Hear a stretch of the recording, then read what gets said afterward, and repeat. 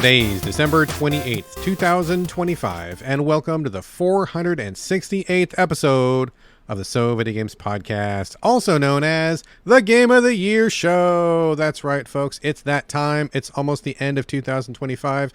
It's almost the end of all the games we played this year. And before we get ready for 2026, it's time to look back and reminisce and wrap up. And here to help me do that is everyone's favorite man about town, Carlos Rodela. Yo. That's a way to open the show. I know. I'm just improvising it, baby. Yes, and. Carlos, thank you for being here, sir. I'm excited. I'm very excited. That was an excitement. Yo. That's what it was. Okay. Yeah. I'll take your word for it. I believe you. Yeah. I guess we're here. It's December, and before we get into the games, just a really quick warm up here. How was your 2025, sir? I think we were texting about this, and I think it's true, and it's a little foreshadowing for the whole show. But it was difficult to pull down a top 10 list. Oh yeah, yeah. But I mean, like life-wise. Life-wise. Okay, I thought we were going right to games. No. Little, just personality, a little bit of human touch here. I think it's like it was a coming back year for me. Like I'm, had a lot of issues. I think a lot of us have had a lot of, down stuff, and I just feel like I'm on the way up. I'm on the way up to a new version of me. So that's pretty exciting. That's positive. That sounds good. But I mean, besides that, I was like at home alone like the whole year playing video games and watching shows. So that's my life. My life has been. Carlos does like entertainment, makes stuff and watches stuff all year. So that's what my year's been. Carlos, the media man. All right, cool. Yeah.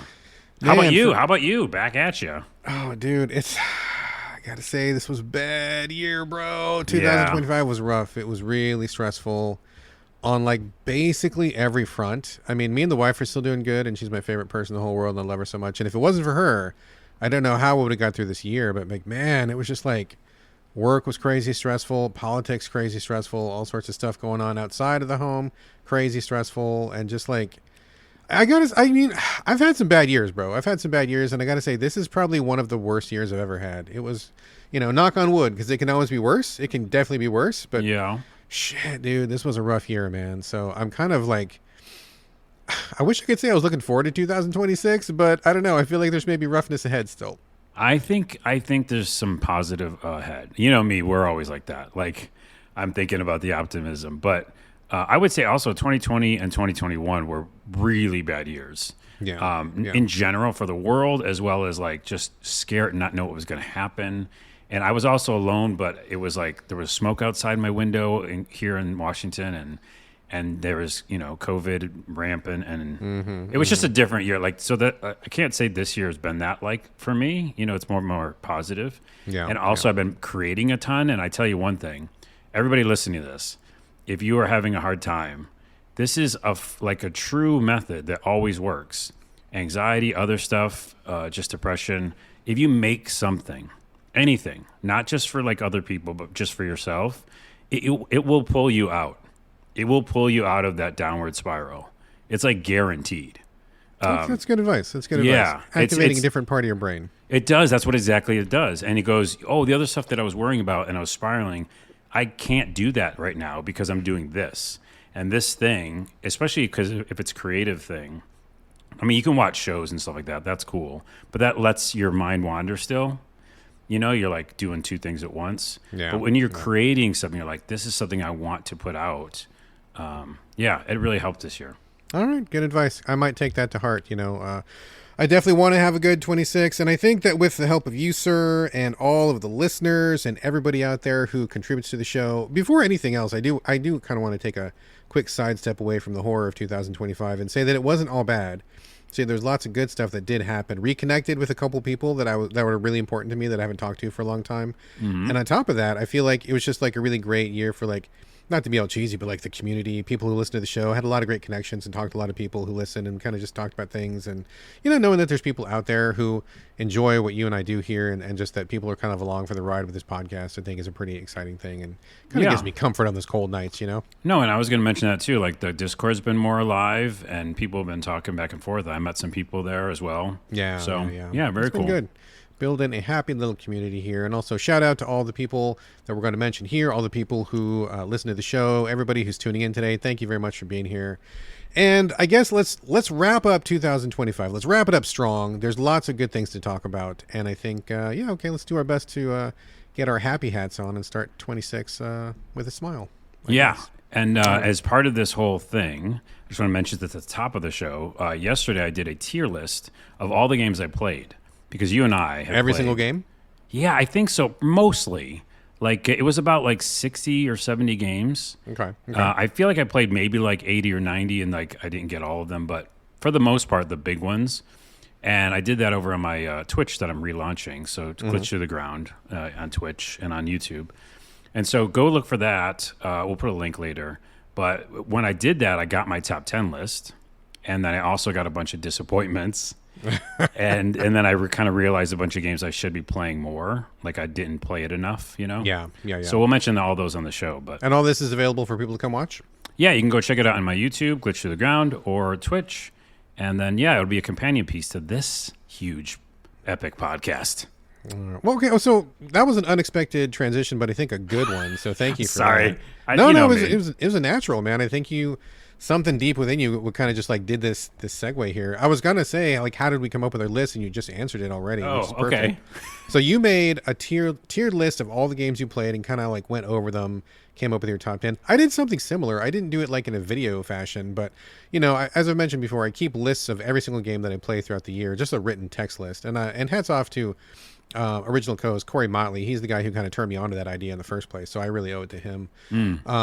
But I just, every time I play something, I just jot it down, and then if I end up liking it, I put a little star, or maybe I'll highlight it or something, or if I didn't like it, I'll cross it out. I keep little notes, just minimal notes, and then at the end of the year, I just kind of review the whole list and see which one of these do I still resonate with, which ones still feel good or whatever, and I kind of pick and choose out of there, and that's my top 10 list. So pretty comprehensive for me. I think I ended up playing, I want to say, pretty close to like 268 games this year. Whoa, even more than me. Yeah, a lot. And a lot of a lot of these are just like played it for like an hour and be like, ugh, didn't like this and move on. Right. So many of these are just like you dip in, you get a good gut check, and you bounce. Like very few of these. I mean, to give you an idea, I think I played about 268, and I think rough count how many I finished. I feel like I finished maybe like 15. So not very many. Yeah. So it's not like I played all those. There's just not enough time in there. No. And you get codes as well. You're getting more codes, and I used to get more codes. And then I think that's actually a good point, because I think my list being smaller this year is I actually focused on like almost finishing a lot of these games. Yeah. So a lot of the ones on my tier list, like I either beat or was really close to beating. So that makes total difference. Sense. Yeah. Yeah. I mean, absolutely. I mean, as editor of GameCritics.com and as the steady on the show, like I get tons of like way more codes than I could even ever use, and we distribute those to the writers of GameCritics.com. I end up giving a bunch away in the Discord as well. I don't know if people know that, but there's a channel in our Discord where all I do is just give away games, and you can just grab them for free. So if I was to actually pay for every single game that I played this year, I mean, the Patreon would help with that, but there still wouldn't be enough money for all that. So if I had to buy all those, that would be a much, much, much smaller number. So it's only like due to like, getting free codes from publishers and developers that I'm able to reach that large number. So anyway, all right. So that's how we whittled down our list. And Carlos, you kind of alluded to this earlier. You said it was kind of a tough year. I know we say that every year, but this year I felt like especially was tough. It was very tough for me. How was it for you to whittle your list down? Yeah, as I was doing the tier list, they were all coming up like D's and C's or disappointments. Like I was like very shocked that so many were disappointments. Yeah, and I was like, oh wait, this I did not even, or like I had an expectation of it before it came out. And then a bunches were like B, and I made a new section that wasn't in the tier list, B minus, because a bunch of them were like, that's what it made sense to me. Like they're just a little bit below, B, which is okay. Yeah. So I was like really struggling to get a top 10. This was a hard year too. And it always is a hard year, but I looked at my list, and there was a lot of games that I really enjoyed. And I've mentioned this before, but like there's a very, very wide diversity. I think games is just getting broader and broader. And no matter what your taste is, no matter what your flavor is, there's like something out there for you. And because of that, we're getting like different developers, different genres, subgenres, subgenres of stuff. And it's like, we're not all playing the same stuff anymore. So like maybe 20 years ago, we all would have played whatever the top three were. But this year, like, as I'm listening to other people's top tens, I'm like, damn, there's like a lot of games here.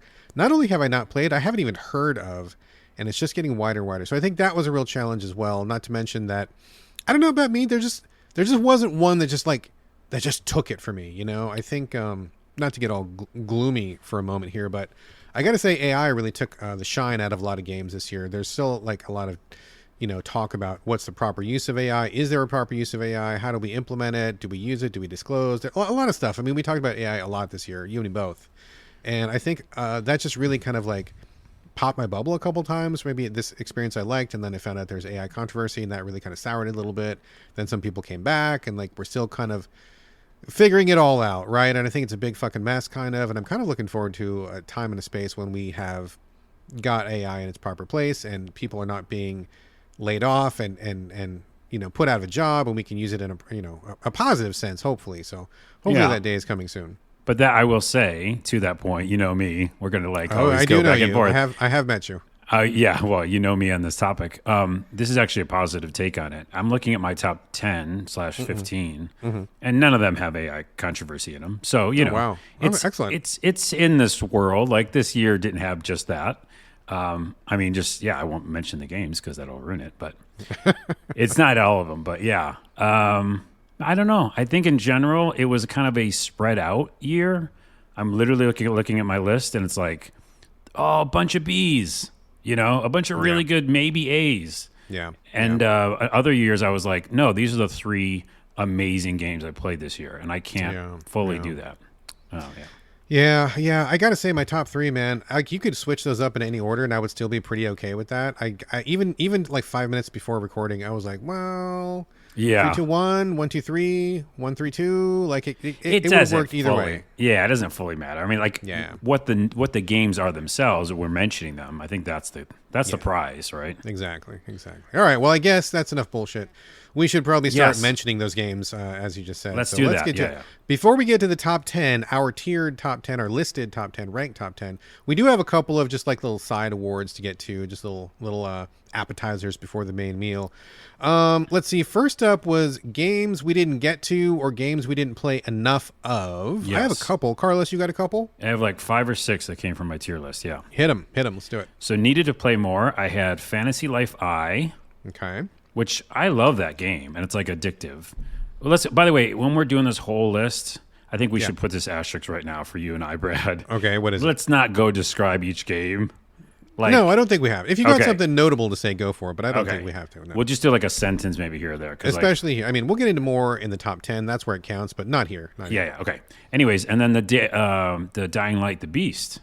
Oh, yeah. Right? Because I definitely need to play that more. I got to play more of that for sure. Yeah. Yes. I also have Where Winds Meet. It's a kind of a gotcha game, but I do still like it. Deltarune, chapters 3 and 4, because I heard that they're going to keep that series going. And I bought it, and I didn't really play much. Jusant, which I actually liked. Did you hate it or something? I kind of didn't like it for a couple of reasons, but I'm looking more. Yeah, I like the idea, though. And it's easy. It's not like you don't keep falling. You know what I mean? Right. And then the last one is Blueprints because everybody loves it, and I definitely did not like it when I played it. Yeah. So we probably think we share that, but there must be some other magic that maybe I'm missing. So I was like, maybe I'll go back to it. I think you got to be a smarty pants indie kind of guy to really get into that game. I bounced on it pretty hard. I didn't. Well, like I said on my list, I don't like that it's just the random puzzles. Like it's random rooms, and I hate that. Yeah, I'm like, if it was a mansion and I had to figure it out, but it's like every time you go in, you've got to like, it's a new room. Sure. That would be a very, very different experience if it didn't have the roguelike element to it. So okay, I'm taking it off my list. Needed to play more. It's gone. I don't think you're going to find what you're looking for there, buddy. Fantasy Life I and the Dying Light. Those are my main ones. Oh, Dying Light. I got to get back to Dying Light. You do too. Yeah. Yeah. How about so you? Games I actually didn't even start for me. Baby Steps was one that I was really excited about. I can tell you about it right now if you want. No, I mean, okay. What do you got? No, I'll get to it later. How about this? I'll get to it later. You tease me and then you yank it away. All right. Yep. Baby Steps, because it's, that's something I think I would like. I like those kind of like masochistic physics games. Also, Wander Stop, which it started strong and then people hated it and then people came back around and said it was great. And it just seemed to be really kind of enigmatic that way. And I think I even bought it or I got a code or something. It's on my Xbox, I believe, and I just never started it. But people mention it so many times over the year, and I just never found time for it. So, It's on one of my lists. oh man, okay, that makes sense because it was real hot and cold, mostly cold. So we'll get to it. Okay. Moving on, best music. I think you don't have anything for this one, do you, Carlos, or do you? No, but you give yours, and I'll look at my lists real quick and see. This was actually a notable year for music. As everybody who listens to the podcast knows, I'm not really like a music guy. I don't often talk about music. It's not something that I spend a lot of time on. But like for this particular year, there was many soundtracks that really caught my attention. There's one I can't remember, and I'm like bashing my head against the wall because I really wanted to mention it, and it's slipping away from me. But the other two that I do recall. Expedition 33, of course. It's got easily. That's probably the best soundtrack of the year. I think few people would argue that one. And the other one that had really outstanding music, like notable music, was the Lies of P Overture DLC. The music in that was fucking killer. It was like so good.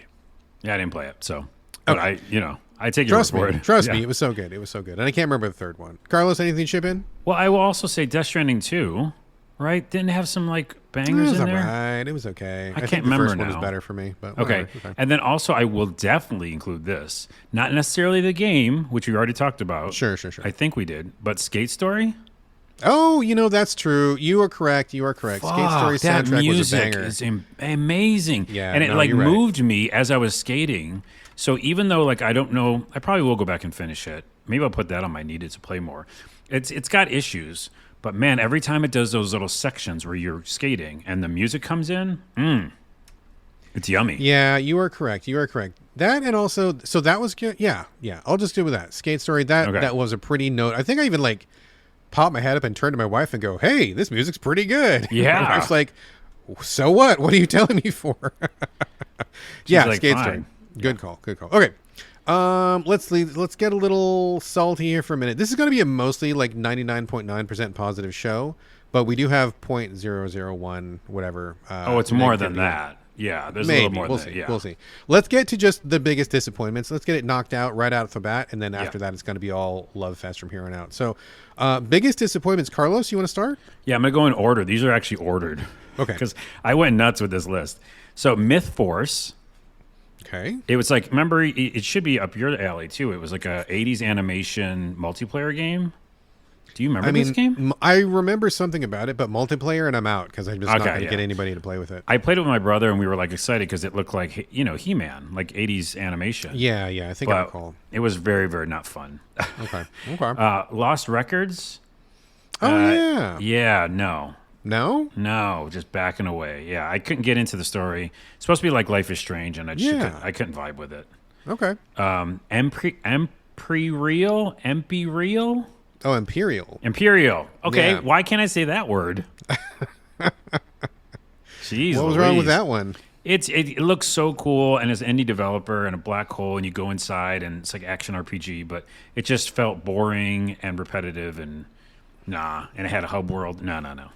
Okay. Wander Stop. Oh, snap. Okay, there it is. Do tell. So it was one of the people who worked on Stanley Parable worked on this game. I remember that, yes. Stanley Parable is one of my favorite games of all time.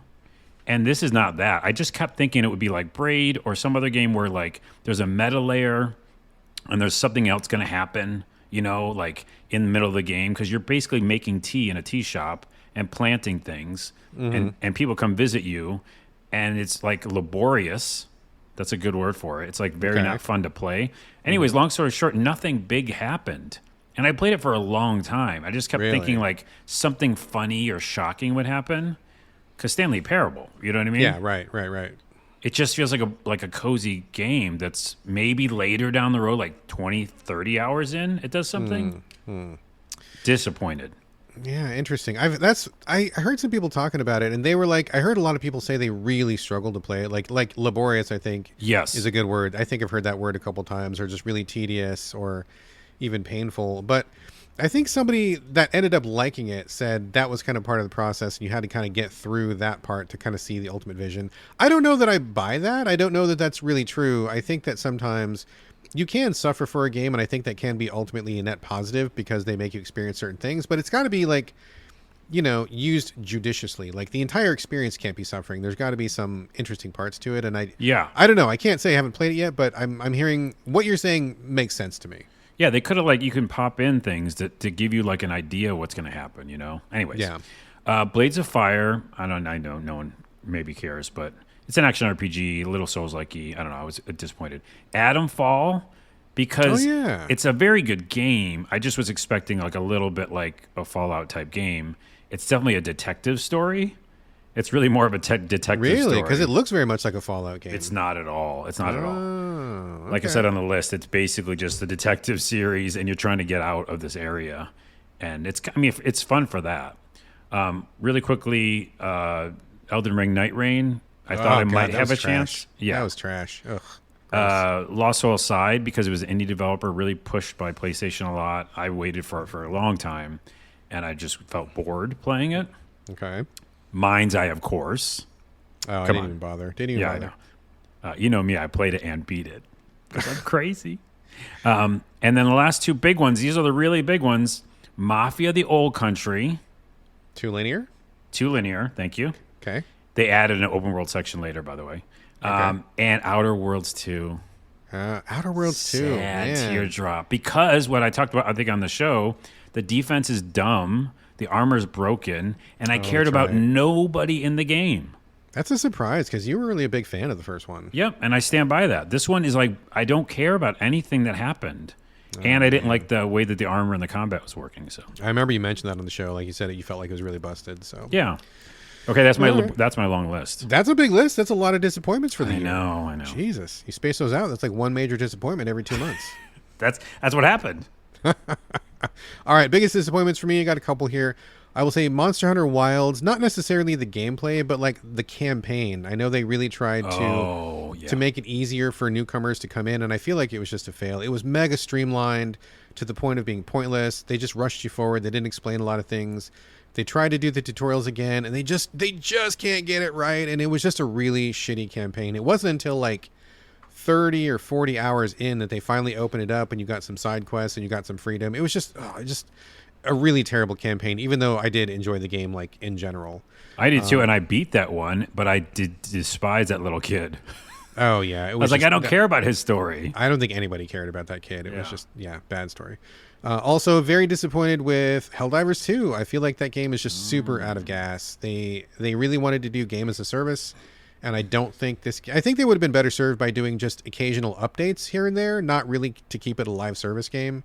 And when they got to the third faction, the Illuminates, and they brought it to Earth, quote unquote Earth or whatever, so boring, dude. They took so long to build it up, and they dropped hints for like 6 months before they dropped it, and it was just like, so what? It was like a 50s style UFO/zombie thing, and it was really dumb and boring and horde tactics, and I was just like, I'm out. Like, I still stand by the first Helldivers as one of the best multiplayer experiences like ever, but I just don't think the developers took it in the right direction for number 2, and that DLC kind of was the final nail in the coffin for me. So Yep, could see that. other disappointment, Death Stranding 2 on the beach. Like basically Ooh. the entire thing was a disappointment to me. I thought the story was just like, I mean, look, I get it. We don't come to Death Stranding for the story, okay? It was ass last time. It's double ass this time. There was so much stuff that was just fucking stupid and just really ridiculous and nonsensical and just a lot of trash in that game. I hated the story. There was too much combat. They really pivoted towards Metal Gear Solid type action, and that's great when it's in Metal Gear Solid. I mean, Metal Gear Solid 5, one of my favorite games to play mechanically.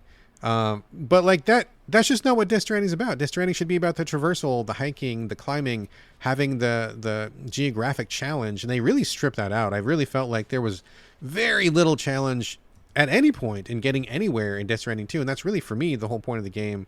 Everything about it I just thought was really, really not good. And a quick side note, one of my favorite singers is Carolyn Polachek. I think she's fucking phenomenal and amazing, and I love everything she puts out. I listen to her music at least weekly. She's one of my favorite people. And they picked like her absolute worst song for this soundtrack, and I was so disappointed. I was so disappointed when I saw her name pop up. I'm like, oh shit, she's in this. I didn't realize that. And then they play the track, and it's like a really bad track. coming from a super fan, I thought it was a miserable song and I didn't like it, and it really made me hate the game even more for that. That's funny. You actually know one of the artists because I'm like, who is this person? Oh, yeah, most of them I had no idea, but Carolyn Polachek is near and dear to my heart. So I mean, I'm not going to go into it too much, but I definitely feel a little bit opposite. And the fact that I beat that game, by the way. Okay, all right. Did we talk about that we both beat it? Did you beat it? No, I think I finished it before you did. I think, and then we okay. just never came back to it. I believe. Okay.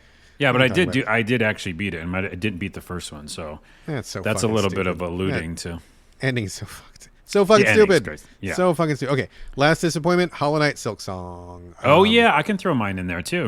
I could say that as well. Yeah. Okay. Yeah. It's like I can't say that I was like mega looking forward to it, but I really did enjoy the first Hollow Knight. I got into it. Did all the stuff except for the circus. That was like way too stupid hard. But like, I did the secret boss and all the extra bonus. I mean, I put time into Hollow Knight and I really enjoyed it quite a lot actually. But when Silksong came out, I think I bounced after 3-4 hours because it was just like way too hard, and it felt like the developers are taking shots at the player, and they got like kind of in their own head about things, and it just.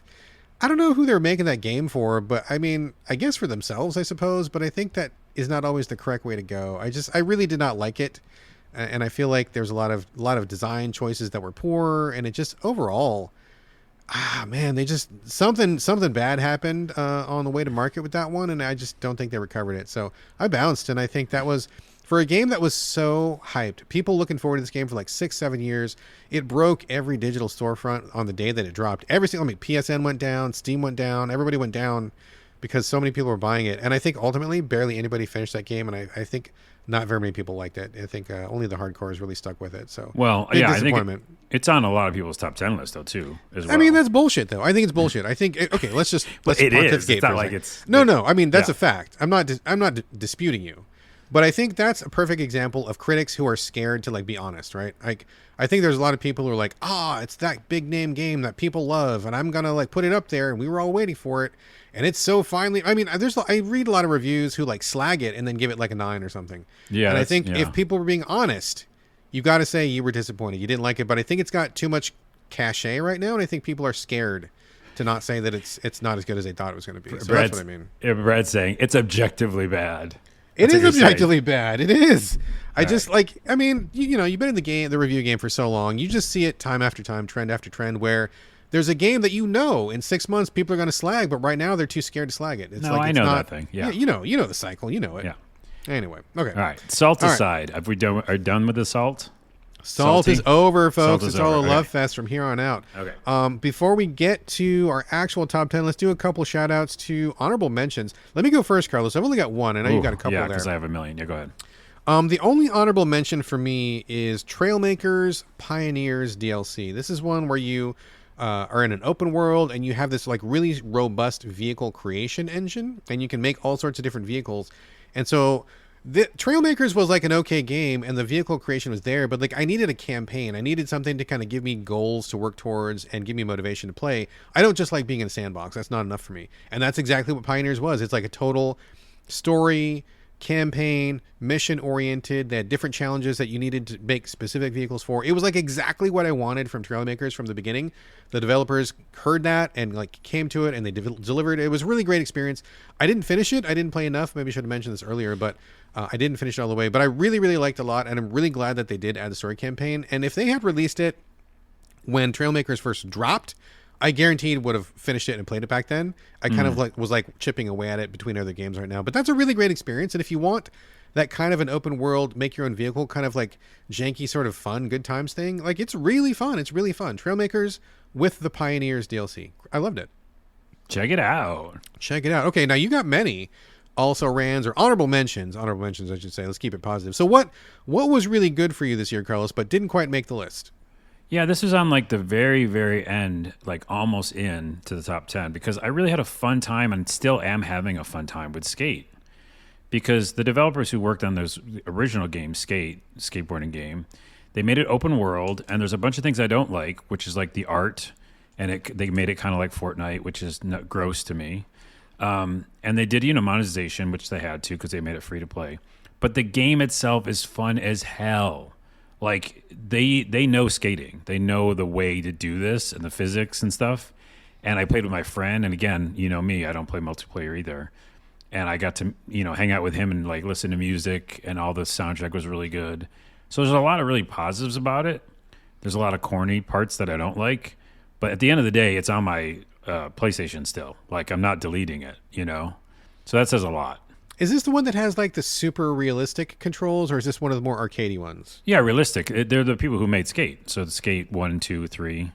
But if I haven't played those, okay, and I'm asking for clarification. Yes, it's not Tony Hawk like do. Okay, so it's more about like the actual like figure out the moves and use the physics. And, okay, like right analog stick, like pops up the everything, and it's like complicated. But it also, I used to skate a long time ago. If you skate now or used to, like, it makes sense to you, I think. Okay, and it's really fun to just do like simple tricks, like do a kick flip to a grind, and then kick flip off.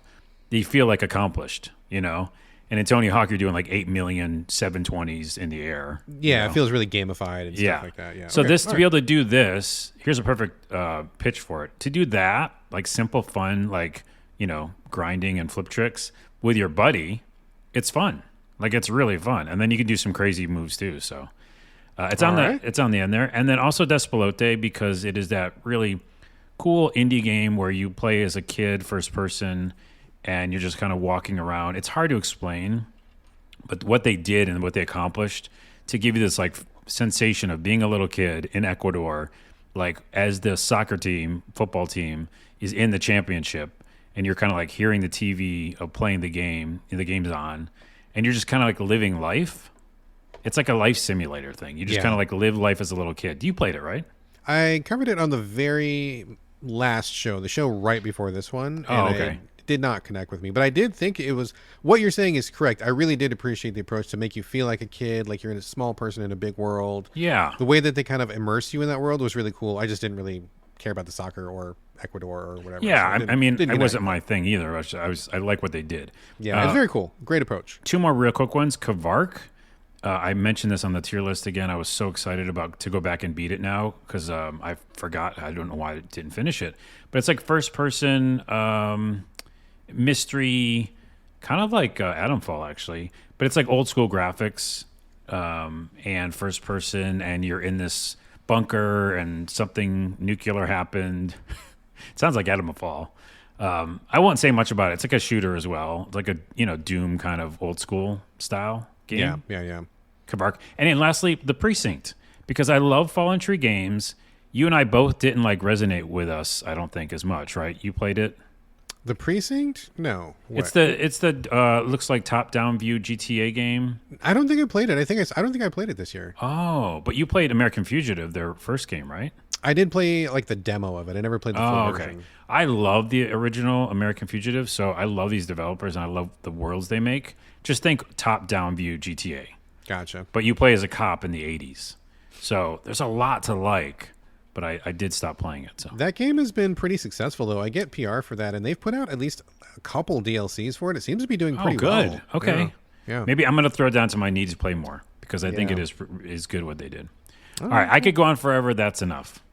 All right. Well, those were some good honorable mentions. Those were our good awards, games we didn't get to or need to play more of, best music, biggest disappointments. And I think all that's really left is for us now to get to the main event, Carlos, the top 10, the 10 games that captured our attention, captured our heart, and really won us over this year in 2025. I say we get to it. What do you say, sir? I will say one more asterisk is I just noticed my top 10 list. It wouldn't be Carlos on the podcast if there was something weird, chaotic. I think my top 10 list is right now 13. Okay. So there will be honorable mentions that are going to be knocked off this top 10 list. Okay. Okay. Do you need a minute? Do you want to go first? No, we'll do it. We'll do it live. We'll do it live. Okay. So let's kick off the official top 10 or asterisk of 2025. Carlos, why don't you start? What is your top 10 of the year? Your number 10. 5, 6, 7, 8, 9, 10. Okay. I know what I'll do.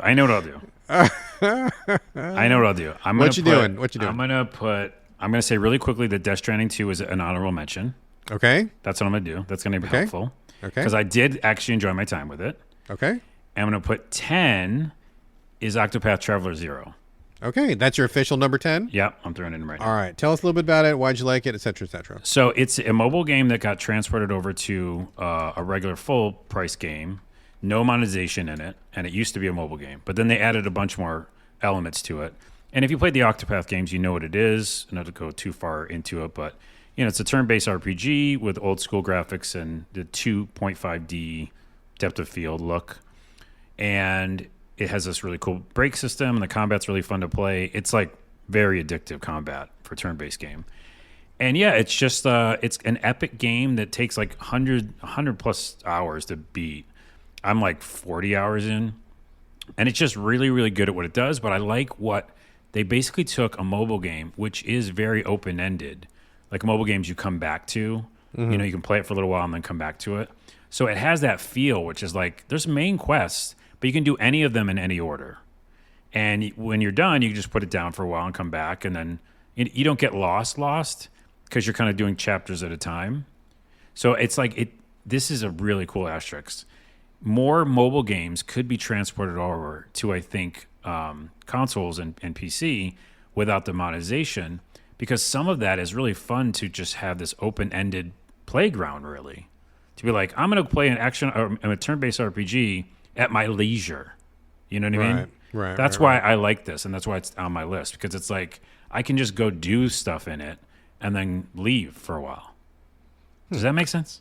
Yeah, it does. It does. The ability to pick up and then put down and then come back to something, I think, is pretty valuable, and something that some games really struggle with. I think that is more rare than I think it should be, but I hear you for sure. Yeah. Yeah, it's like 1 and 2 were difficult, and also they were like a campaign was so on rails. You had to do this, then this, and this, and find these people. Yes, you could choose who you picked up, but you were still going towards one goal. And this one's so open that it made me really enjoy the combat more because I had more time to just chill. If that makes sense. Yeah. Yeah. So I really like it. Good pick. I think a couple of our listeners, who we will get to at the end of the show, have picked that one as well. So I don't think you're alone in liking that one this year. So right on. My number 10 is Sorry We're Closed. This one is an indie jam, kind of a old school like Resident Evil, like polygon, kind of 3/4 view presentation, isometric sort of a thing. I struggle to describe what it is. It's kind of like a Resident Evil game, but it's also kind of an RPG. It's also kind of a dating sim. It's also kind of a weird indie, just like emo kind of exploration about relationships. You basically play a person who discovers there is a demon world kind of underneath our real world, and you can kind of switch back and forth between them.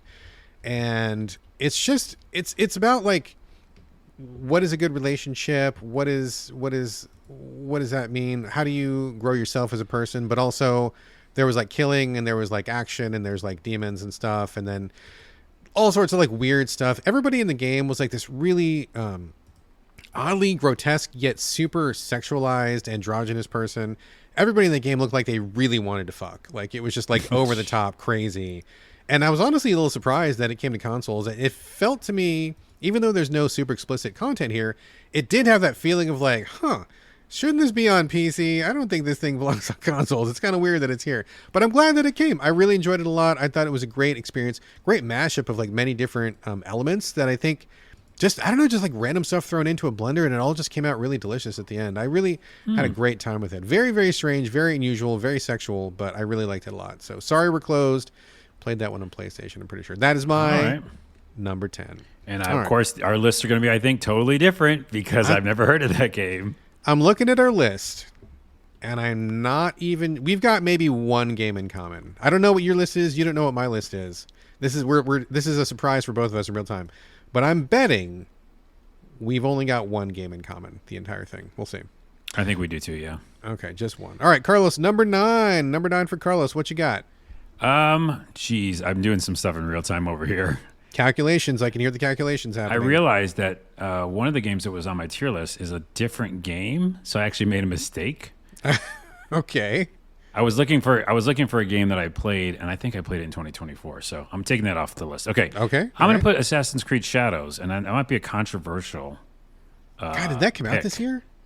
Yes. I forgot it even. Okay. I mean, no, you're probably right. I'm not questioning you. I'm just like, wow. It kind of just dropped off my radar. Shadows 2025 game. Yep. That's it. Yep. Okay. All right. Go for it. I was waiting for it. And I think I guess this game had been waiting. A lot of people have been waiting for it for a while. Yeah. Doing like the Ninja version of Assassin's Creed. No, sure. In Japan, everybody was very excited it was in Japan. Yeah. And I just think that before another game, which I'll talk about later, this was, for the year, my first kind of like open world, go do a bunch of missions kind of game. But they did the world so well, the weather so well. I cared about the story, the revenge. The gameplay felt fun. It felt open world, like you literally can just go, mess around and do whatever you want and come back. And I just loved being in the world. Like other games, I think we played all the Assassin's Creeds. I probably played all of them. But I just really liked this Japan. I liked the little villages. I liked going out into the beach somewhere and just finding a random chest in an old ship.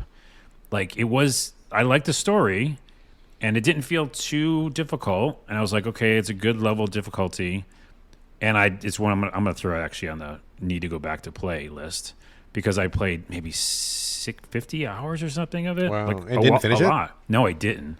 Because it's that game where like they'll let you go crazy for a while and just go over here, So I just found myself doing a million little missions and not caring too much to get back to the main one. But the main one's pretty amazing with Yasuke, who's like one of the first like African American ninjas, samurais, I should say. Yeah. And he's got a whole storyline, which people probably know, historical figure. And so his story was great, and her story was great. It just the whole thing felt really. I was kind of surprised. All right, I played a bit of that one, so okay, I can see why you would choose that one. All right, Assassin's Creed Shadows. All right. Yeah, so you'd like some of it then. It didn't land for me. I had some issues, but we'll save that for another day. We're going to keep it positive here. Keep it positive. Yeah, keep it positive. The positive slant is that, like, if you just go and want to mess around in a huge Japan, and then do some Assassin's Creed stuff, you can. There you go. Let's see. My number 9, Stories from Seoul, the Gundog. I loved this one. Have you even heard of it? No. Our lists are totally different. This is I'm looking it up. It's a visual novel. It came to PlayStation. It's basically like kind of an homage in terms of production to, like, I believe it's the MSX computer from Japan, where like Kojima got his start, and it looks a lot like Snatcher. If anybody's ever played that Kojima classic Snatcher from way back in the day, I'm sure you can find it on emulation or something. Like the same approach, like you talk to people, there's like speech windows, you have like little animations, but like the style and vibe of it is very much of that time. And it works, it still holds up. Even if you don't know what they're referencing, it's still a super attractive game, super fun. You start off as like a pilot who's in a sci-fi universe. You're like a Gundam pilot kind of, and you're going out into space to do a mission. I'm not going to say much about it because surprises happen and things take turns, but you eventually just like, you meet the crew. I liked all the crew. The art was really great. The writing was really funny and good.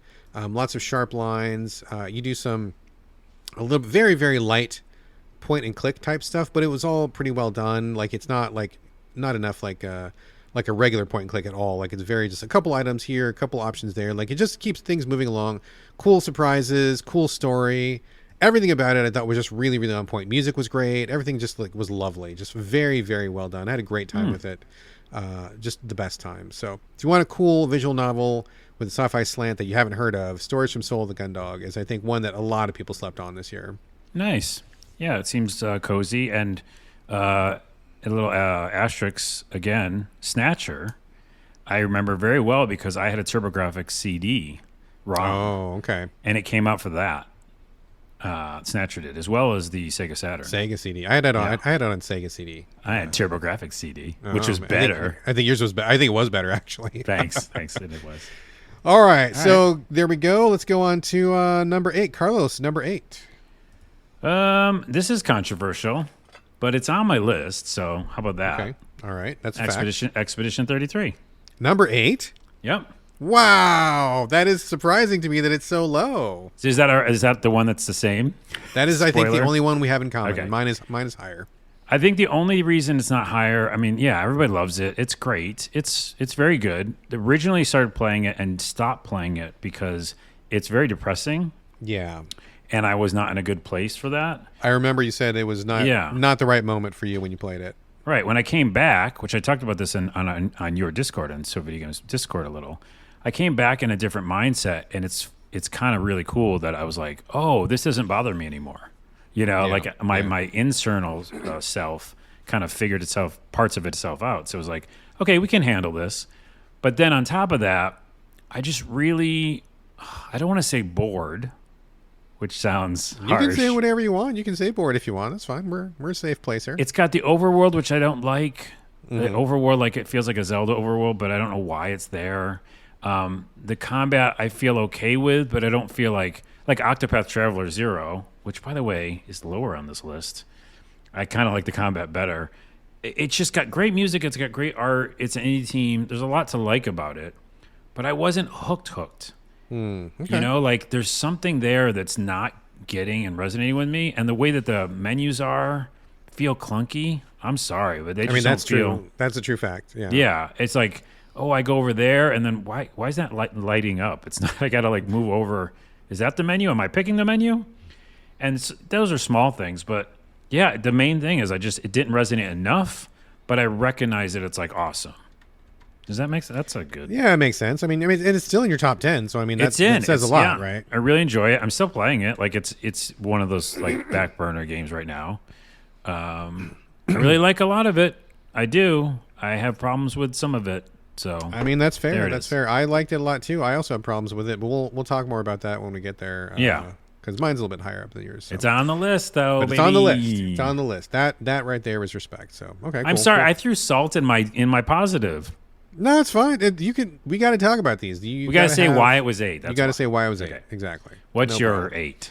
Number 8, Rogue Waters. This is a kind of an you don't know this one either. This is a pirate-themed, turn-based tactical, like XCOM-like, with a roguelike structure in it. It's janky, dude. Like the graphics janky, control janky. Everything about it is super janky. I feel like it's barely holding together mechanically and production-wise. But it was so fun. Like the developers really understand turn-based combat, and they really added some nice twists to it. You have a two-phase combat where first, again, pirate-themed, you roll up on your ship and you have ship battles first. I've never seen anybody do that in an XCOM game before. I mean, that would be kind of the equivalent of like doing a strafing run in a jet with your XCOM guy before you guys land. That would be pretty cool. But in this one, your ships go up and you square off at ships, you fire cannons, and sometimes you don't even have to fight. Like you just blow up the ship and you win and you move on. And like having that option I thought was really fun. So it added like this whole other layer to it that I haven't really seen in a game of this kind before. And then when you get to the ship, excuse me, frog in my throat there. The character classes were really fun.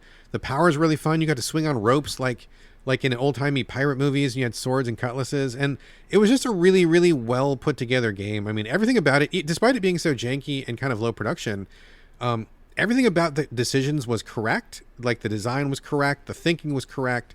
These people were absolutely on the right track, and I love what they did. It was so fun. I could not fucking put this game down, and I think I played it, all the way through and just beat it, and I just had the best time. And also, kudos that you even could beat it, right? Because so many times a roguelike makes you devote like 1,000 hours of your fucking life to like granularity. You gain 0.002 attack power for every power up. You got to play it for 50 hours or something. You could totally play this in a reason. I think I beat it in like 20 hours, and I was unlocking new stuff and playing new stuff. And like one of the best parts was you could meet these sea creatures and they would fight for you. So like you'd get to a pirate ship and you'd be like, I don't want to fight these guys. And then you blow in your whistle and the Kraken comes in and this giant fucking tentacle like slams like 6 guys on the deck and gets them out of there. Like, it's awesome. It's just awesome fun. Very fun. Very well done. Rogue Waters was the shit. I had so much fun with it. It looks cool. Yeah, and it looks so much like a Brad game. Oh, it's one cajillion % a Brad game. Yeah. Totally my shit. Had a great time. Love Rogue Waters. Okay. All right. That is number 8. Number 7, Carlos, what you got? This is perfect. I just realized this. Number 7 is above number 8, and it makes sense because it's an RPG that I liked better than Expedition 33. That's usually how these lists work, yes. I know, but it's an RPG, so it's a direct competition. Okay. Elder Scrolls Oblivion Remaster. Oh. Okay, you can laugh all you want, buddy. Here's the thing. I'm not laughing at your pick, but I did not expect you to pick that one. Elder Scrolls, did you play, I forget how many of those you played. You played Skyrim, but like... I played Skyrim. I played Oblivion. I beat Oblivion back in the day on the original version. Yeah. So back in the day, I played it too. And it's one of those games where, similar to Skyrim, you could just go, like I said, do whatever you want, and little mini stories happen.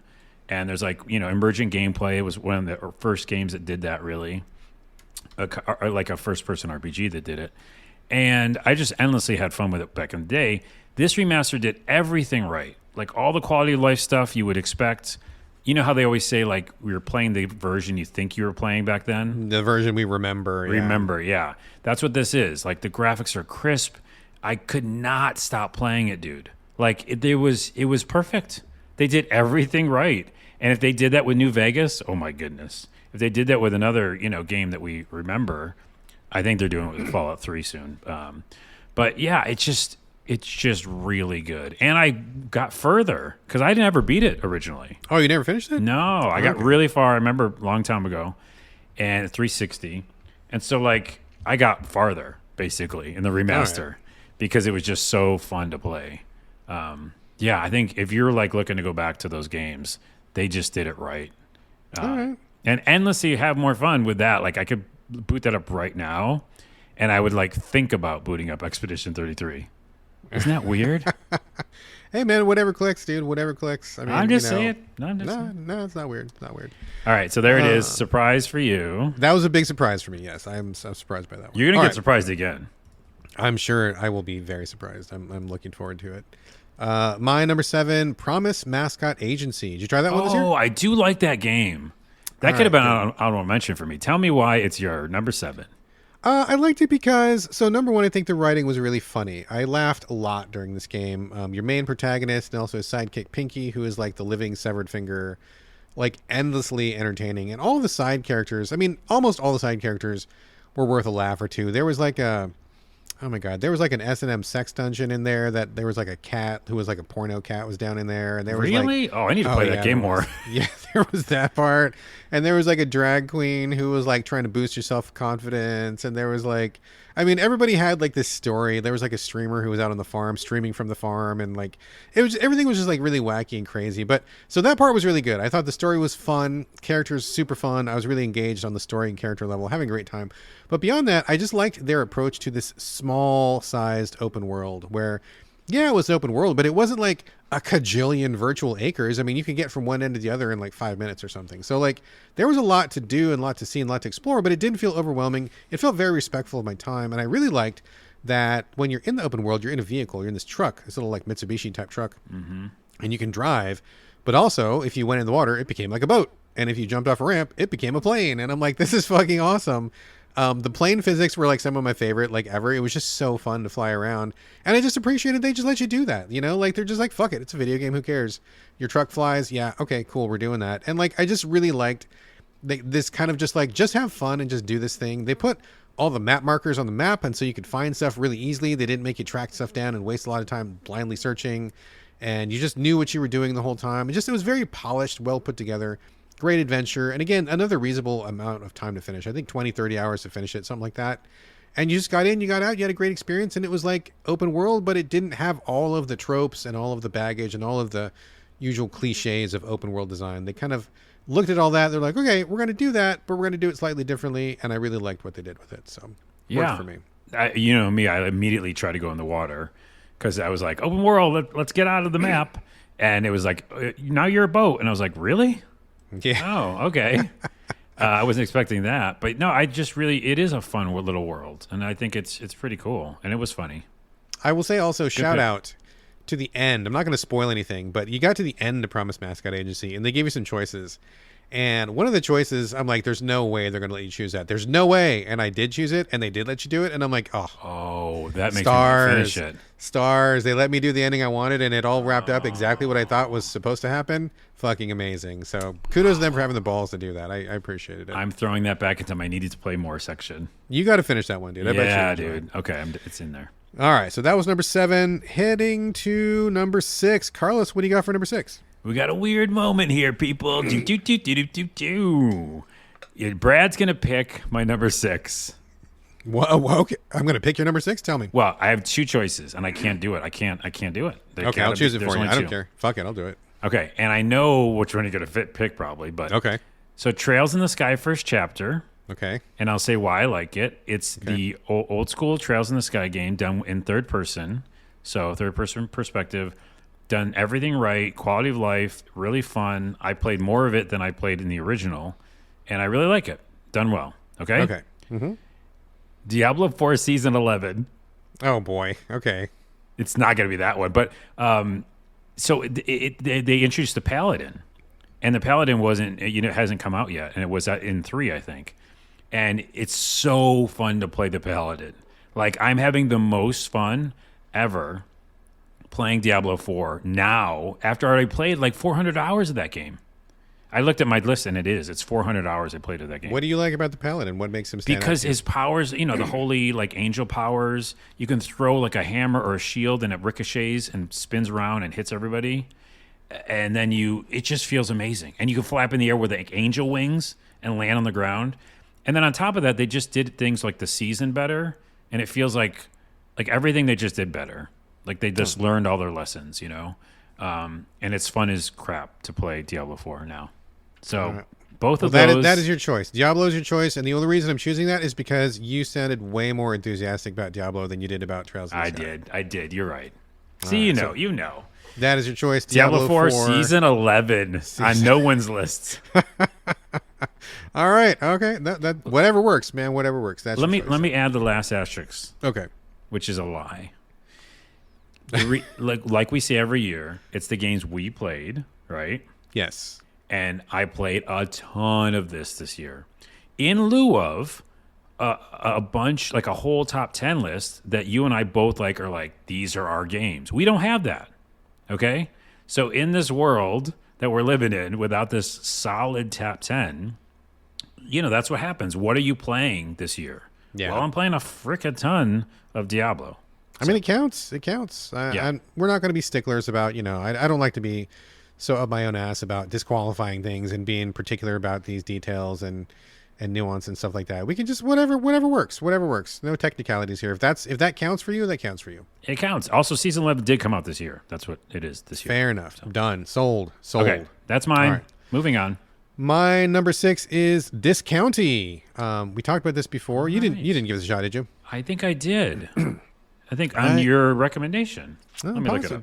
All right, we'll look it up. This was a top-down 2D kind of a store management sim where you go to a new town because I think it's your aunt needs help with her grocery store. And so you show up to help with whatever she needs, but also there's a number of different like things going on in the town, mysteries happening. You get to know all the townspeople really well. You get to know the town really well. There's the town and surrounding area, but it's all very small, reasonably sized, very cozy in terms of acreage that you have to cross, which I think is good. You really want to get, figuring out like what's happening, who's doing what's going on, what behind everything. But apart from all that, I think the story management was just really fun. There's been a lot of games that try to do story management, and very few of them have ever clicked with me. And it's something that I'm really interested in doing. I would like a kind of a cozy experience where you kind of get to do this, but there's always something wrong with one thing or another, or it doesn't quite work the way that I want it to, or there's always some negativity to it. Gosh, I think the one that came closest a while ago was maybe Moonlighter number 1. I was just going to say that, yeah. Yeah, I did like Moonlighter number 1, but I didn't care for the combat. Like the outside of story part I felt needed some work, and so that half of the game didn't hold up. I ended up bouncing. But I think with This County, I had just a lot of fun doing the store, and I always look forward to kind of like ringing up people's groceries and doing things like that. You eventually get like a helper to be like your stock boy in the store, and I thought that was kind of fun. And I just love the town and talking to people and the good balance between managing the store and then doing like very, very light RPG quests in the town. Just when you're getting tired of one, you do the other. You get tired of that one, you're going to go back to the other thing. Like really good pacing. Just really well done altogether. Just a great experience. And again, like many of the games on this list, you could finish the whole thing, I think, in 20 hours or something. Like it was not demanding of your whole life. And again, I just really fucking appreciate games that get in, give the goods, and get the fuck out. Like I don't need to spend 1,000 hours on a game to have a good time. So this was another great compact experience. Pretty much a winner. Cool. Yeah, I was supposed to go play it and I didn't. So now on your recommendation is your top 10, I should. Yep. Good stuff. Good stuff. And right here, let's take a bathroom break. Okay. Keep it running. Don't cut it. Just let it run. I'll be right back. Okay.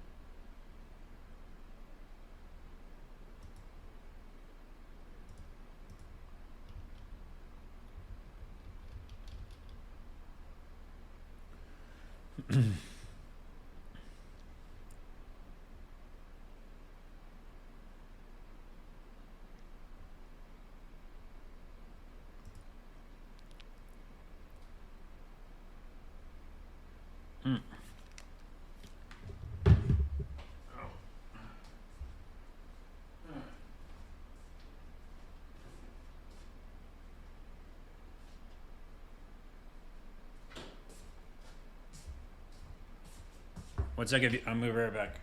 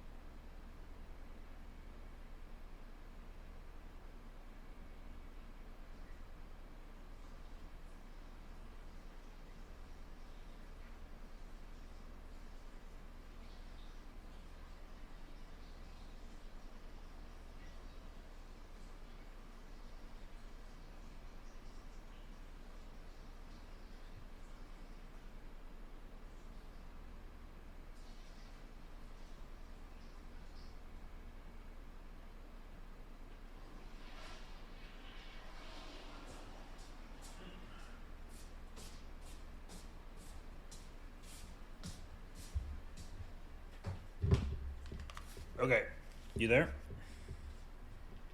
You're not there. Oh, what the heck?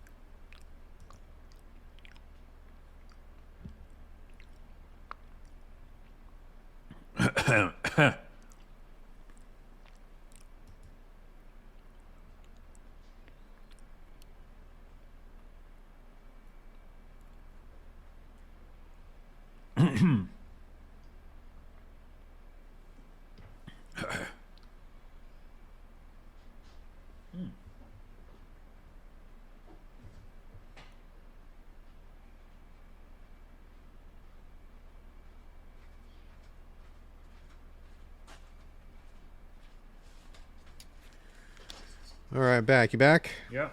All right, cool. Let me get my. When we come back, I have a little interlude. Okay. Hang on a second. I get my wires all squared away here. 1 second.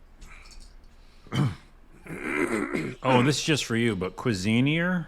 Have you heard of that game? I have heard of it. I haven't played it though. It's on my list, and I just thought I'd mention it to you. I could say it on the show or not, but like it's that thing where you run a restaurant, but then you go fight monsters, and I think they did it better than Moonlighter. Is that the 2D one that has like some platforming elements, or is that a different one? No, that's not. It's not that. Maybe I'm thinking of a different one. I have heard of it, but I got to look it up. I don't. It's like maybe too cozy for you. I don't know. It's like almost like kiddish in a way, but I did like it a lot, and it was on my list. I'll write it down. There's another one that's on Xbox Game Pass that I was going to try too, and I don't remember. That was also fight things and build a restaurant too, but I didn't play that one either. Yeah, Cuisinier for some reason is on my tier list. So yeah, okay. I'm doing interlude real quick of 2 games that are disappointments that I forgot. Okay, let's come back and then you can launch into it. Yep. And we have just finished number 6. Yep. 1 second. And say there's a now for a disappointment interlude. Carlos. Yeah. All right, that's cool. All right, so we're about halfway through. Let's take a quick detour back into Salty Town because Carlos, I think you got something you want to mention. Here we go back to the salt in the salty caverns of disappointment.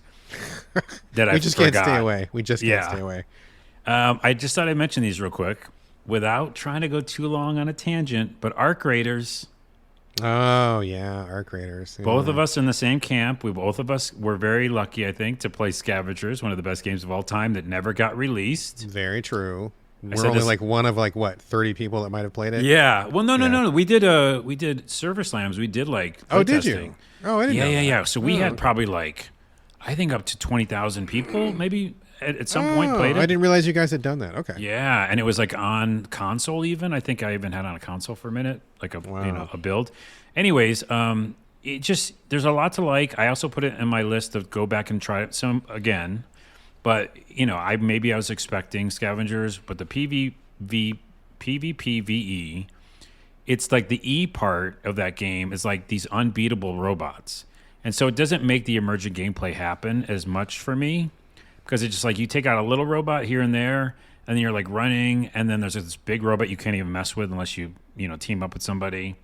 And you just do the same thing over and over again. I felt like it felt repetitive.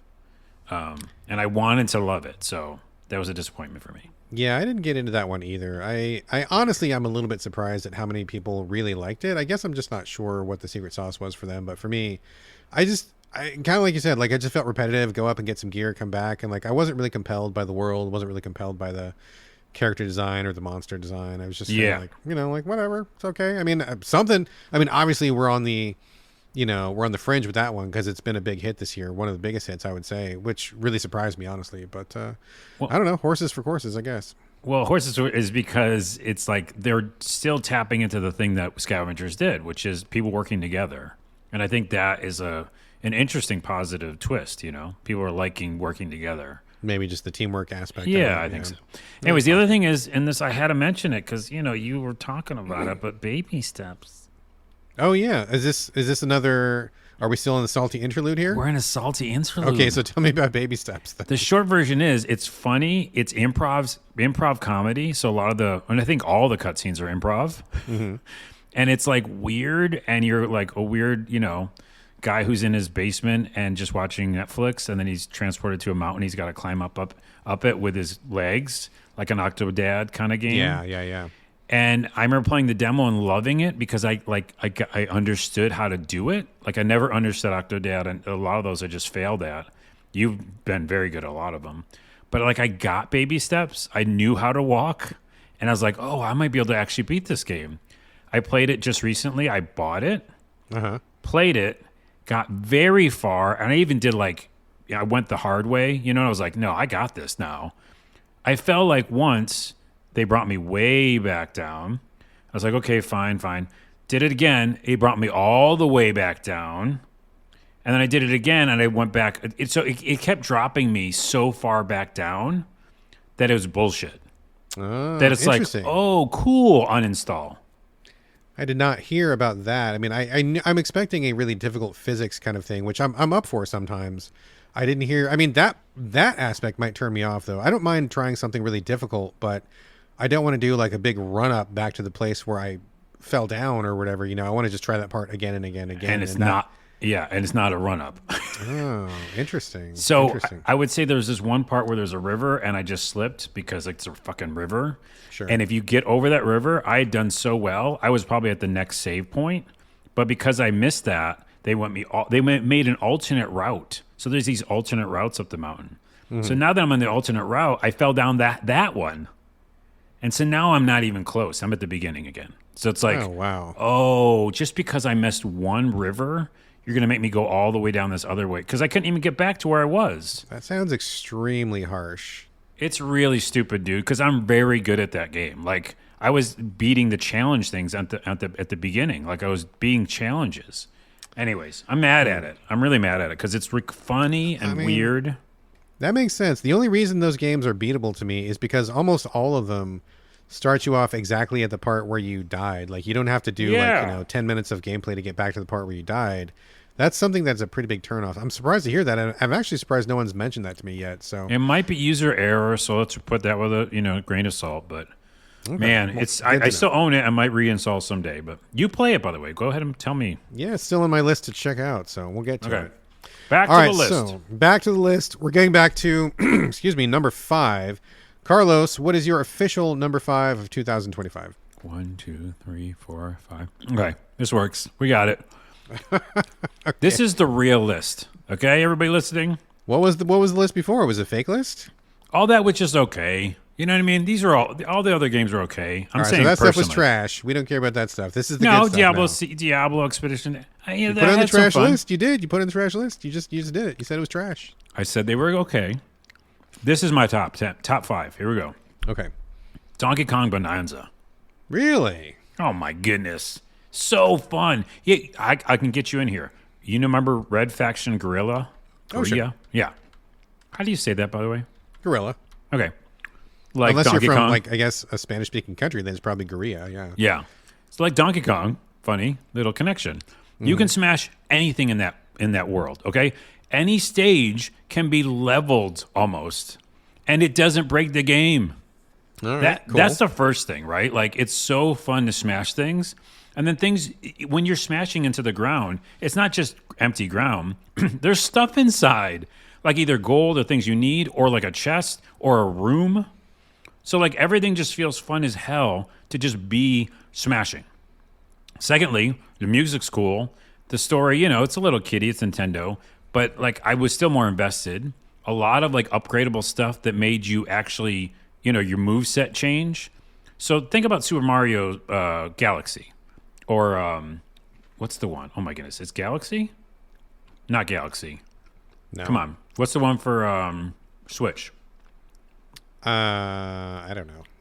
Oh, my goodness. It's Super not, Mario is it something, Galaxy? whatever. I can't remember. But, like that kind of a level of game Yeah. where you just feel like all your moves are upgrading and it's fun.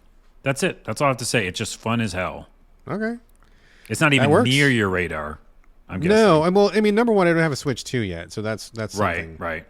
Which is kind of weird that I don't have a Switch 2 yet, considering how much I play the Switch, but I don't know, I just don't feel the pull. Yeah, quite that yet. I is don't know. weird. I mean, you're like Mr. Switch. I am. I'm just like, I'm on the Switch literally every day, and I'm just like, this is fine. I guess I don't know. I haven't seen anything that's really convinced me that, like, I need to get a Switch 2 yet, so maybe there's no system seller for me yet, but No, that's the case, and you're right. And I'm like on the fence with getting Metroid because I heard like bad things about it. yeah. But Donkey Kong is the system seller. Like, you can't play that on anything else, and what they're doing, with the physics and stuff, of Yeah. like the power of the Switch too. I think. It's like I believe you, and I watch the videos and I go, cool. And it just doesn't like light a fire Yeah. to me, like it doesn't. I'm sure it's more fun when you're playing it, but That's the point. That's why Yeah. it's number 5 because like if Yeah. I turn it on right now, I'm not going to stop playing. You know what I mean? It's like a Super Mario game. It's like you want to just keep playing for a while. it's on a lot of people's lists. I believe that there's fun there. I just haven't made the leap yet. So. There's fun to be had. Number 5. All right, number 5. My number 5, Kyborg. Did you play this one this year? Probably not. Oh, jeez. Don't even know. I don't even know it. Do I? Kyborg. So this is a third-person action, real-time beat-em-up roguelike where you play a guy in kind of like a Running Man, nihilistic, post-apocalyptic kind of like death game show kind of a thing. And you just go in there and you just fight a bunch of dudes and you get a bunch of upgrades and just kill everything that you see. The formula on its face doesn't seem like that special, but like the developers just absolutely like dial in the fun. They know what makes this genre work. Much like with Rogue Waters, how those developers really nail the formula. These developers nail this formula. The thing that really makes it fun is that, number one, the combat feels tight and pleasant to play. But beyond that, because it's a roguelike, something that really makes a good roguelike is the ability to think on your feet, like tactically. Like we've kind of seen this weird mutation lately where roguelikes become, you got to do a bunch of runs and you're going to get some resources and you're going to use these resources to increase your survivability by 0.025% every run. We've kind of morphed into that. And that to me is not really what roguelikes are about. To me, it's more about thinking about what you have, choosing stuff that's randomly generated and then making the most of it. And then the possibility of like beating the game on any run, because if you play clever enough or you're good enough at like managing what you have, then you go forward and make it. Like minute to minute improvisation is what I like about good roguelikes, not this like grind over time that they have become, which I think is a real kind of perversion of what they're supposed to be. But regardless, the developers, they get that. And, there is a little bit of like, improvement over time, but that's really kind of beside the point. Like, there's lots of stuff that changes the way you play. Like, you can have just a melee build where you're just punching guys and they explode, or you can have a gun build where you're shooting guys from far away, or you can have like electric field build where people standing close to you get hit, or you can have a drone build where you got these drones flying all over the fucking battlefield. Like, every build feels super different from the last build, and so based on what you have and what you're going for, you can come up with like several different ways to play the game. And like you can have these like really, really fucking crazy OP builds. They don't nerf everything. They're like, yeah, if you can figure it out, go for it. And I'm like, yeah, bitch, I did figure it out. And like, I would eventually get this, I beat the game, I think, ultimately a couple times, which is pretty rare for me. Okay. Yeah, I went through it like multiple times. And like one of my final builds was like, I had this like electrical field, and every time a guy got hurt, like I was gaining life. But I was like basically invincible. Like you couldn't kill me. And I was just like walking through, and guys would throw themselves up against me, and they would like fucking die. And when they die, they heal me. And I went to the infinite arena mode, and I got to the part where I was so strong, like literally even the toughest guys they were throwing at me couldn't scratch me. And I just like kept like beating stage after stage after stage after stage. Like it was like an amazing feeling of like, yeah, I broke the system. Yes. I figured it out. I had a lot of fun. And on top of that, the pièce de résistance to this thing is that your character actually looked different based on what upgrades you had. So like, that's cool. You could have like a super metallic robot head, and you'd have this like weird zombie body, and you'd have like these dog legs or something. Like your character changed all the time, and that was like not necessary, but like super appreciated. Like it really showed them going the extra distance. And I just thought it was so cool to see your body morphing and changing based on what power-ups you had, so you could visually identify like where you were at. Everything about Kyborg, like super fucking fun, perfectly dialed in, really well done. Again, pretty janky, but like what they did, the choices they made, the designs they implemented, all 100% correct. Like great stuff. And I think I don't know anybody that has played this game this year besides me. Well, I remember you telling me about it on the show now, and I almost did, but I stopped because it was roguelike. Yeah. But it looks like up my alley, like janky stuff. And what's funny is what you just described is the same feeling I get with Diablo, because it's build based. Yeah. Right. Yeah, like yeah. if as I'm a paladin, things aren't touching me. Like I built this build where like holy lights around me and stuff like that, and I'm just like not getting hurt. So when you described that, it just felt like that same vibe. Yeah. Of like feeling like you said beat the system. It's like you made a good build.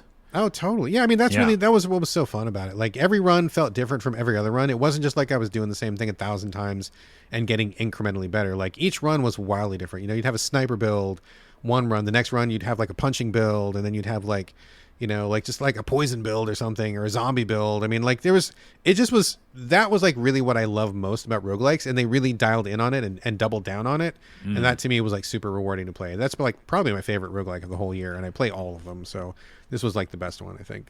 Also, is there really dog legs? Yeah, there is. Oh my goodness gracious. Okay. All right, that is Kyborg. Let's go on to number 4. Carlos, what is your number 4? Okay, yeah, I think this is right. Yep. And not on your list at all. First Berserker Kazan. Say again? The first Berserker Kazan. Oh, okay. We did talk about this on the show, I believe. Yeah.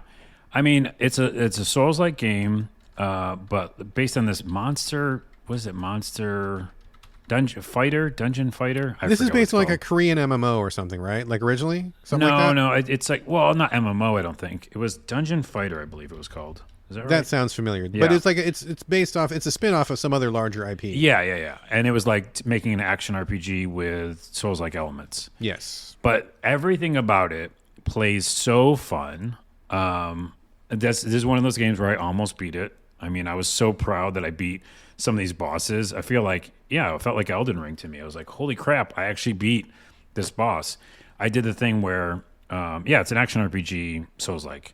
But it's kind of a cartoony style a little bit, like, strong outlines around the characters. No, like visual presentation. Presentation. But the world itself feels like more real. So it's kind of an interesting juxtaposition. But like all the challenges and all the little mini bosses and stuff felt difficult, but not like punishing. And so I was like, oh, I think I'm going to be in. Like, you could tell right away, like you and I played a lot of these, played Neo or play some of these other ones where you go, oh, I'm out. Like if you're not like dialed in, or like the first boss, I think it was Neo, where like that first boss is like the hardest boss or something. Which is, crazy. Yeah. Yes. So this was like, oh, I got this. And I felt like empowered each time. And I like could grind a bit. Like it lets you grind for like gear and stuff. So like I was in the snowy area fighting this one like mini boss a lot, got a really good gear set from it. and then felt really comfortable taking on the big boss. Like it just does everything right. And each world is cool, and the animations, the cutscenes are so good. I mean, it's on other people's lists who play Souls likes. It's just really breathtaking and fun as hell. And probably, I think one of my favorite Souls like, I think this and Elden Ring. That's it. That's like my Wow. top lists. Wow. Yeah, it's that fun. And I don't know if you give it a shot, but I mean, you did like Elden Ring. You do like Souls likes. There's a demo of this though. I think I played the demo. I believe there was a demo. Does that sound right to you? Maybe, but why wouldn't you like it, you think? I don't I feel like I've played this one and it didn't click for me for some reason, but it's been a long time. I don't know any specifics, but I do remember checking it out when you mentioned it, and I'm pretty sure there was a demo, and I'm like, not for me. So Man, it's crazy. Because the other thing that I'll do, I'll just sell it one more time, is that like a Souls like or Dark Souls games, you like I always have hated the jump. yeah, And they're everything terrible in from every South Dark does. Souls Yeah. game. Yeah, yeah. And it still feels clunky to me, like almost all of them. Even Elden Ring, I didn't feel like totally fluid. I was like, I still had to figure out how they want me to, move. Yeah, yeah, yeah. And Kazan's the opposite. Kazan's like, no, you're an action RPG. Like, be an action RPG. Jump, roll, be an action RPG. And then also, it's difficult. So I think that that's a fun line that they pulled off really, really well. Well, right on, right on. Yeah, First Berserker Kazan, you said? that's the name of it. All right, excellent. All right, my number 4 is Dispatch. Did you play this one? Not yet? Yeah, no, I didn't, but it's okay. Animation.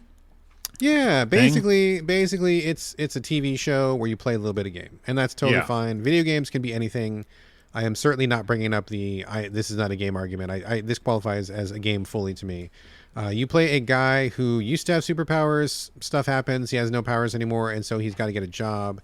And so he goes to work for a superhero dispatching company where you buy a membership, and then whenever you have a problem, you call them, and they send a superhero out to fix whatever it is that you're having difficulty with. So maybe you need a bodyguard, or maybe you need to kill somebody, or maybe your cat's stuck up in a really tall tree, or whatever.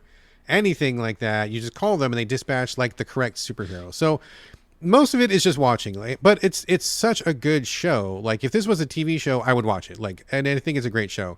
You have a bunch of superheroes you're working with, and unfortunately, you don't get like your pick of the litter. You get like the Z team heroes who are former villains. They're all trying to reform themselves, and so they quit their life of crime and they want to become heroes and get a job at this place. But they're all like salty and they're slackers and they're crazy and they got terrible manners, and like they're just like basically one step above being a criminal. And so you got to deal with these folks and try to get them on the straight and narrow and whip these folks into shape. And so you dealing with the personalities. The cast is really good. Everybody in the cast is just really fun and interesting. Pretty wide variety of folks there. Just talking to them is really interesting, seeing what happens. There's a bit of romance, a lot of nudity, like way more nudity than I thought there was going to be. Lots of nudity. Yeah, there's definitely a couple of sexual situations for sure. Like it's a grown up kind of a thing. And I thought the show was really super entertaining, really wanted to see where it went. And then in the gameplay sections, you are the dispatcher. So people will call in on like this kind of big screen. You get a map of the city and they'll be like, oh, there's a cat in the tree over here. You've got 6 heroes. Which one do you send? And so you kind of look at who you got, send who you think is the most appropriate. And if they do it, they get some points. They can level up and like get more powers.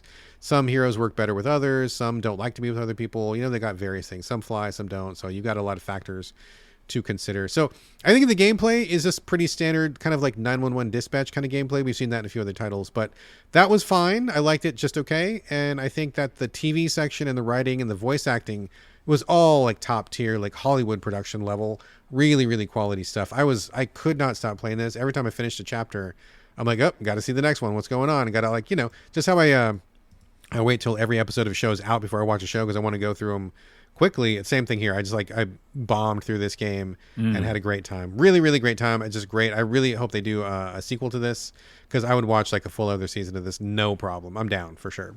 Yeah, it's like those. We played a lot of those FMV games. I feel like it's got a vibe like that, maybe. Yeah, exactly like that. Just instead of like FMV cutscenes, it's like a half an hour of an actual like TV show that you're watching. Like it's good enough to be a TV show, certainly. So that's cool. Yeah, for sure. Loved it. Dispatch, great stuff. Great stuff. All right. We are now, it feels kind of weird, but we're in the top 3. Like we kind of got here. I blinked and we're here. The best of the best, the cream of the crop, the I don't know, the best experiences we had this year. 3 left to go. Carlos, what is your number 3? Yeah, I think all these are surprises to you. And I know one of yours, Journey to the Savage Planet. Really? Yeah. That Yeah, did really. that came out this year? Journey to the Savage Planet? Am That's I from a while saying ago, it? isn't it? Is it Return to the Savage Planet? Did I mess it up? I don't know. You tell me. Journey to the Savage Planet. Journey to the Savage Planet. Is it? Okay. All right. Tell me more. Hold on. Let me just make sure I'm doing the right one. Journey to Savage Planet is a 2020 game. Okay. So That's hold what I on. thought. Okay. So what? So what did you actually? What did I play? Hold on. No, hold on. Here it is. No, wait. It's Journey to Savage Planet. Did it get re-released or something? How did this Oh, come my across your goodness. radar this Hold year? on. Second game. How do I type in Uh-oh. Revenge? Is it Revenge? I have no idea, buddy. I think you might be having a stroke right now, Carlos. No, it's Revenge. Revenge of the Savage Planet. Revenge Thank you. of the Yes. Savage Planet. Okay. I'm not sure that I've even heard of this. Okay, Yes, so May tell me. May 8th, 2025. We did it live. Don't edit any of that. I'm not. Oh, I certainly won't. I certainly So won't. Journey to I gotta Savage Google Planet. it though. I have no idea what's going on. Okay, so Revenge? Journey to Savage Planet happened in 2020, and it was a good game. At some point, the publisher, I believe, dropped them, a developer. Developer got the rights back to their own game. Okay? Okay. That's why it's called Revenge of the Savage Planet, because they put in the game, and I'll tell you what the game is in a minute, but they put in some themes about big companies acquiring other companies. Okay. Yeah, I played the first. Right? Okay. I don't know that I even realized this even came out this year, but I did play the first one. So- and it looks like it's in Game Pass as well. Oh, okay, there you go. So not only did the company, developers of Raccoon Logic, they got their rights back to the game, so they put out their own version of the game, like, a new one, but just under them, they were the publisher. They're the developer publisher, Raccoon Logic. Okay. So in the game itself, there's a lot of these themes about basically ownership and IP and, marketing and stuff. But what the game is third person. You run around, if you remember from the original. And I played the original too, and it didn't really connect with me. But you're a little astronaut person on a planet. And there are multiple planets, by the way, to explore. Okay. And you terraform stuff, you build a base, you find out what's going on there, you learn about all the creatures. But the way they did it this time, they put all their heart and love into it. Every little nuance of comedy is funny to me. The gameplay is fun as hell. They added a bunch of stuff with just swinging, sliding, all these new powers. The gun shooting a lot of different ways, abilities and stuff. And you're doing that thing where you can map out the planet like a No Man's Sky, right? You're looking and scanning different little animals. So it's got a No Man's Sky vibe. It's got an action vibe because you're doing a lot of combat, bigger monsters too. And then you're exploring this world and learning about basically you're been stranded from the company that sent you here. And the company doesn't have any way of getting you back. And all their videos that you can actually play, there's actually FMV videos in the little habitat. And there's commercials, which are all kind of funny. And then there's little, messages from home base. And one of the messages is yeah, we can't get you back. Good luck, buddy. And so everything just feels like a world. They really built this logic up about being stranded somewhere. Company acquired another company and they messed up somehow. And that's why you're stuck there. You know what I mean? Gotcha. Yeah. And so there's a lot of these themes going around and it's just funny. And I just couldn't stop playing it. Oh my goodness. I went to a few different planets and it's just totally fun. And a You say surprise to me. first or third person? Third person. Third person. Okay. Yeah. So when you run and jump and slide, it feels really fun. You can see a little character. The animation's kind of wacky, but it fits. And the monsters are fun to watch. And Wow, man, this is a super duper surprise for me because honestly, like I said, I played the first one and it was fine back in the day. I don't think I even finished it, but boy, I don't think I even clocked that this one came out this year. Just completely not on my radar. That's amazing. I was hunting for games, again, this year was tough, right? To Yeah. find something. And I remember not really enjoying the first one that much, but this one, because they added the elements of comedy, hardcore comedy, a lot of videos. You go back to your little home base and there's a new commercial. You just turn the TV on, there's a new commercial to watch. And then everything about mapping it felt fun. Mapping the island felt fun. Interesting. Interesting. Man, I can't speak highly enough of it. I I mean, think you it's sold really me, good. dude. You sold me. I'm gonna put it on. I just put it on my list of stuff that I need to look up because it was already a pretty long list, but I'm gonna add it here. And apparently, it's still on Game Pass too. I can probably just dip in and just give it a shot and just see what goes. But man, And yeah. and guess what? For you, What? co-op, a co-op split screen. Oh, really? Maybe me and the wife can play, perhaps. Yeah, I didn't even know that because me, I'm just solo. But they have co-op online and co-op split screen. So Oh, I mean, just all good right. good on them, the developers. Like get their rights back, make a good game, and in my opinion, a better game. So Gosh, a shame I didn't. I mean, literally, I hope they. I mean, I'm just trying to think of how this one slipped past me. Hopefully, they got some PR and it's doing okay. Because yeah, I mean, I admire anybody who fights so hard for their IP and really believes in their dream and wants to make it happen. That's yes, amazing. So and hopefully it got a good critic review, I think. And okay. Okay. yeah, All so right. Wow. check it That's a big out. surprise. I'll definitely check it out. I'm gonna. It's a download Christmas it. present. It is. Thank you, Carlos. Just what You're I wanted. welcome. All right. Woo, that was a journey. Okay. That was a journey, pun intended. Dun dun dun dun dun. That was your number 3. My number 3. So as you were talking, I did a little bit of switcheroonie. I had a last minute good. change of heart. So what I ended up going with from number 3 is Clair Obscure Expedition 33. So I hear what you were saying about. We talked about it earlier in the show, and I think that everything you said was true, and I agree with it all. But it was a good experience for me. I mean, number one, I didn't have any expectations going into it, so I think it really blew me out of the water when it came to just like, wow, this is not what I expected at all, but in a good way. I think what really worked for me, I mean, number one, music, fantastic. And I'm not really a music guy, but it was so powerful and so good. I couldn't help but notice it and be swept away with the music. But also, I think the facial expressions are really notable in this game. I think that really went a long way towards endearing me to the characters and the story. It was just like how human they all felt, like in the cutscenes. Like it felt, a little eyebrow raise from Gustav, or a little tilt of the head from Miel or whatever, and I'm like, okay, that feels very accurate and human. Like I'm vibing on what they're doing without saying anything. And in my work, I spend a lot of time on people's body language and their micro expressions. It's part of my job, and so when I'm seeing this stuff ring true in a game, it is pretty notable to me. So that's pretty interesting. I mean, style, it's French as fuck, and that's interesting. We don't get a lot of French themed stuff. The very concept, I think, is really good in general, and I liked the way that they kind of incorporated more action into the turn-based stuff. The parrying had a problem. Okay, so why is it not higher?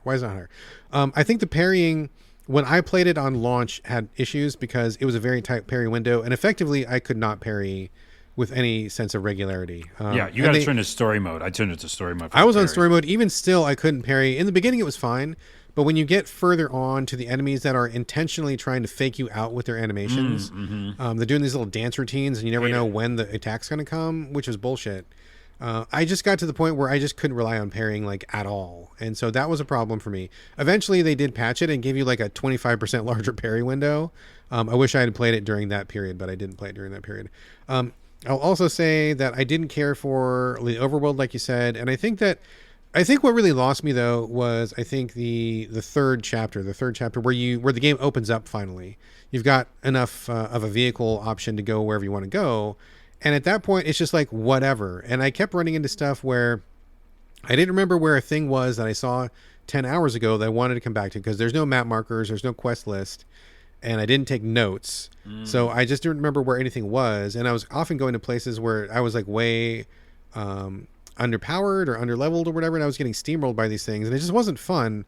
And also I will say that you had to really invest in min-maxing and figuring out like synergies and combos of the little whatever the abilities they call luminas or whatever they called in that game, where you had to have like a team build with the right thing where somebody would get a buff and that would affect somebody else's buff, and then that would trigger a second buff and things, like you had to like figure out like the Swiss watch of how all these little abilities came together, and it got really granular, and you really had to lean into it, and I just didn't want to invest that much into it. I mean it was fine and I beat the game, but I didn't get so into the actual mechanics of the combat system that I was able to go to like the highest levels of gameplay. Yeah. It just didn't catch me enough. And so the third chapter to me felt like a bit of a wash.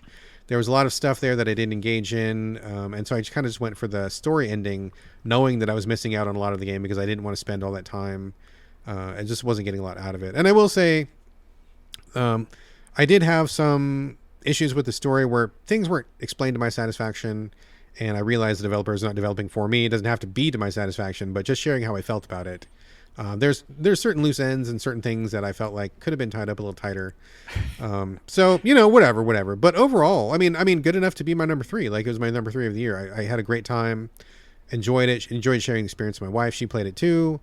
I think it brought a lot to the table. I think anybody who does a parry from this point forward in all of video games has to live in this post Clair Obscura world. You can't just do like this simple ass parry. I think I mentioned it before, but when I went back to play Liza P, which is also a parry heavy game, when P parries, it's like nothing. Like, you just like dink and he parries. You're like good at it now. You're like better at it. Yeah. I was like, whatever, he parried, big deal, like nothing. But when you go back to Clair Obscura and you parry, it's like boom, explosion in your fucking face, like, eat shit, and like the thing blows and it feels amazing when you get it. So it's like, you got to do that now. Like, nobody can go backwards now. You know what I mean? Yeah, Saying like from like the impression of doing the parrying, it's got to be big, it's got to be dramatic. It can't just be this little dink dink and you move forward. So I give it credit for that too. But overall, I mean, great experience overall. Not a perfect experience, but I think a great experience. And I really did enjoy my time with it. I think the amount of salt that I just heard, though, it could also be an 8 like me. I think it could. I mean, I'm just saying, you had a lot of salt there. There was a lot of salt there, but there was a lot of good, though. I definitely think I had a good... I mean, I don't play a lot of RPGs. And for me to get into this one and finish it all the way, and I finished it in quick time, too. I mean, I was into it for sure. I enjoyed it. So, all right. It's on there. All right, number 2, only 2 left, and then we got the reader picks. Carlos, what is your number 2? Let's do it. Much more fun than Shadows is Ghosts of Yote. I was wondering if this is going to be on your list. Yeah, man. I mean, come on, Sucker Punch. Get out of here. Get out of here. Everything about this game is perfection. There's, like, nothing bad about it. Like, it's not even, like... And I, like, really care about Atsu. So you play as Atsu... not like Shadows where you're kind of like playing as a couple of people. You're like Atsu, this woman who went through a horrific thing, and her family died, and, spoiler, it's not a spoiler, it's the beginning of the game. And you're basically on a revenge mission against all these people who ruined your entire life, and it's like emotionally scarred you. And they do a lot of cutscenes to kind of make you feel, this rage for these people. And you got to go get them, and it's very much like Kill Bill. So if you like Kill Bill the video game, but you're Atsu, and you're going to go out and do, vengeance, that's what this game is. But the other thing, similar to Shadows, but actually better, and that's why it's higher up, is the world. So beautiful. It's the storms that come in, the fog that comes in, it's just foggy all of a sudden for no reason. The rain, it just feels great. Where you need to go next, you like this. On the PlayStation 5 controller, at least, you just swipe up on that middle pad, and wind starts blowing, and wherever the wind's going is where you're supposed to go. Oh, okay. Yeah, I think they did it in the first game too, didn't they? I really did they? Maybe they did that. Okay. I love that. And yeah, it's open world, but like they generally have like little areas where like there's a really big, bad guy from one of the main people who killed everybody in your life, and you can like go hunt them in kind of any order you want. But once you get into kind of a story chapter, you play that out. And you have a brother, and you meet up with him, and it just feels like the world is alive. I care about everything. You take breaks. So, like, you find these little hot springs, and, like, just sit down in the hot springs. And, I don't know, I kind of needed that as a person, too. Like, just playing the game. It was kind of nice to have that. And the combat's amazing. And everything about it is really good. I don't know what to say. It's just like, if you watch the trailer, you know what this game is. It's the best version of that game. I mean, I feel like you sold it pretty well. You said a lot of good things there. I guess my question to you, I didn't play this one, but I did play Ghost of Tsushima, and I thought it was fine, but it kind of bounced after a while. I guess I felt like there was a lot of filler and a lot of sameness to it, and I kind of was like, I don't want like 80 hours of this. Do you feel like it's basically like that same thing? Is it more compact? Is it bigger? What are the differences between this and Tsushima? Yeah, that's a good question, because I actually bounced from the first one too, and I didn't bounce from this one. I think the difference is it feels more like movie-like. The Kill Bill is a very good explanation, because like there's this one segment where you meet one of the people who are like, who killed your family, and you're like ready to like destroy them. But you find out it's a woman who's working in a bar somewhere, and she's actually like, she had a reason why she did it. So now you're like thinking about, okay, maybe I don't have to kill her. Maybe she's gonna work with me. I don't know. Like it's like I don't know. Every little thing that happens feels like a little mini movie. And in the first game, I just felt like everything was, like you said, just camps that I had to go get. Yeah. Like, oh yeah, this section, and then a big storyline. But like this is like little mini storylines in pockets. Okay. So if that makes it make more sense, like here's a samurai, here's like a little town that's having a problem. Almost I don't want to say GTA, but that's the vibe where like you're going these little pockets and you're doing things that leads to a story. So it just really feels like a bunch of little mini Kill Bill moments. Gotcha. And I think it's done excellent, man. It's number 2. Like it's great. Okay. All right. I wasn't intending to give it a shot, but you're kind of selling me on it a little bit. I don't know that I'm in the mood for something huge and open world, but if I am, maybe I will check this one out. All right. Yeah, you got to be in the mood. And the move sets you get and the things you learn are really cool. And the side missions are really fun in caves. Yeah, it's really great. All right, right up. Ghost of Yote, your number 2 of 2025. My number 2, Citizen Sleeper 2, Starward Vector. That's no surprise. Yeah, I went back and forth on this one, 2 and 3, for a while. I think that and I've talked about this game endlessly on the show. I don't need to really get into it, but I had a lot of technical problems on the PlayStation version, and that's really kind of what soured me on it a little bit. The first game was amazing. It was my game of the year when it came out, and I was really looking forward to this one. And then I hit all these technical issues on the PlayStation 5. That was a huge bummer. And so, like I say, and like on the show, the best time to play any game is 6 months after drop. I waited a long time to make sure that they patched it. Came back to it. I had a couple problems still, but super minor. But I was able to finish it. I got all the way through it this time, which I was really happy about. And I'm glad that I did. It was worth coming back to. I kind of hate that my experience was kind of soured by all those technical problems. But ultimately, it's a great story of another sleeper who's like a synthetic human being, kind of escaping from this corporation out on their own. And they're out in space, like in these different colonies in space and space stations, meeting people on ships and stuff. And you have these different characters you meet. You kind of assemble a family as you go, and you kind of just do these different quests. But there's also like a board game element. You roll the dice, and there's like all sorts of factors that go into the dice. So it's a great combination of visual novel and like board game mechanics, which I think works really beautifully. Art's amazing, music's amazing. The story is really captivating. I was very into everything that happened. Really wanted to just maximize everything and do everything, and I feel like it really ended on a great note. So it's a wonderful experience overall.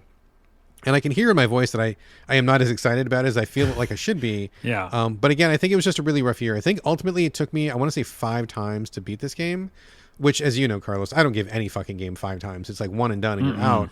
So it shows how much I really wanted to invest in this one to get through it. But it was just a very hard road, technically speaking, to get there on the PlayStation. And I'm glad I got there, but and it was worth it. And still, obviously, my number 2, I love it. I just wish that, it had been smooth writing from the beginning and it would have been a different thing. But anyway, got there, worth it, really enjoyed it. It's great stuff. I definitely recommend Citizen Sleeper 1 and 2 for anybody who likes that kind of experience. It's definitely a wonderful thing to play. So all right, makes sense. There you go. Number 2, nothing left to get to number 1. Best, favorite, top, most supreme, unequaled game of 2025. Carlos Rodela, what is your top pick? If you're looking at my list right now, which I am, the top 2, Yote and this one, are probably like, the biggest games, and I'd spent the most time in them probably. Okay. So you want to get? You want to guess? You can't guess. I have no idea. Literally no idea. It's an RPG. No, I don't know. No clue. Avowed. Avowed? Oh wow! Yeah. I never would have come. Yeah, I could have been guessing for half an hour. I never would have came up with that one. Okay, here's the thing. Obsidian. Okay, I'm already in Obsidian. Yes, Obsidian. And unlike some of the other games that they've made, won't be mentioned. So the first Salt is not even Salt. It's the kind of the gaming community at large had a problem with this game, and I understand. When we saw the early screenshots, this is more of a dark, gritty Skyrim looking game. Is this one where you get there's a plant scourge or plant disease or something like that? There's a lot of plants. Yes. Okay. The living lands. You're visiting the living lands. I want to make sure I'm thinking of the right thing. Yeah. Here. Okay. But the original, if you remember, the original screenshots were like dark, and it felt like first person, and it looked like Skyrim, and you're like, oh, Obsidian's doing Skyrim. That's gonna be fun. They change it halfway through or whenever they did. It's very colorful. It's very bright, and it's not the same art style at all. And that's just what they switched to. I think they had a lot of other development issues with this game, but what they did produce is, in general, it's first person, and it's the ability to mix everything together. So magic with swords and any kind of like melee you can think of, but you can do all of them and switch it on the fly. So you can pull out your gun, shoot the gun, do a magic thing, and then just go to your sword and do two-handed, whatever. You know me, I just mainly did melee. Of course. But every once in a while, I would do some fun magic because it was so easily, readily available. You just like hit a button and you go to your magic book. So I think that was really cool and novel. But the main reason is, number one, play the game, beat the game, like total, it took over my world. Like nothing else. I played nothing else when I played Avowed.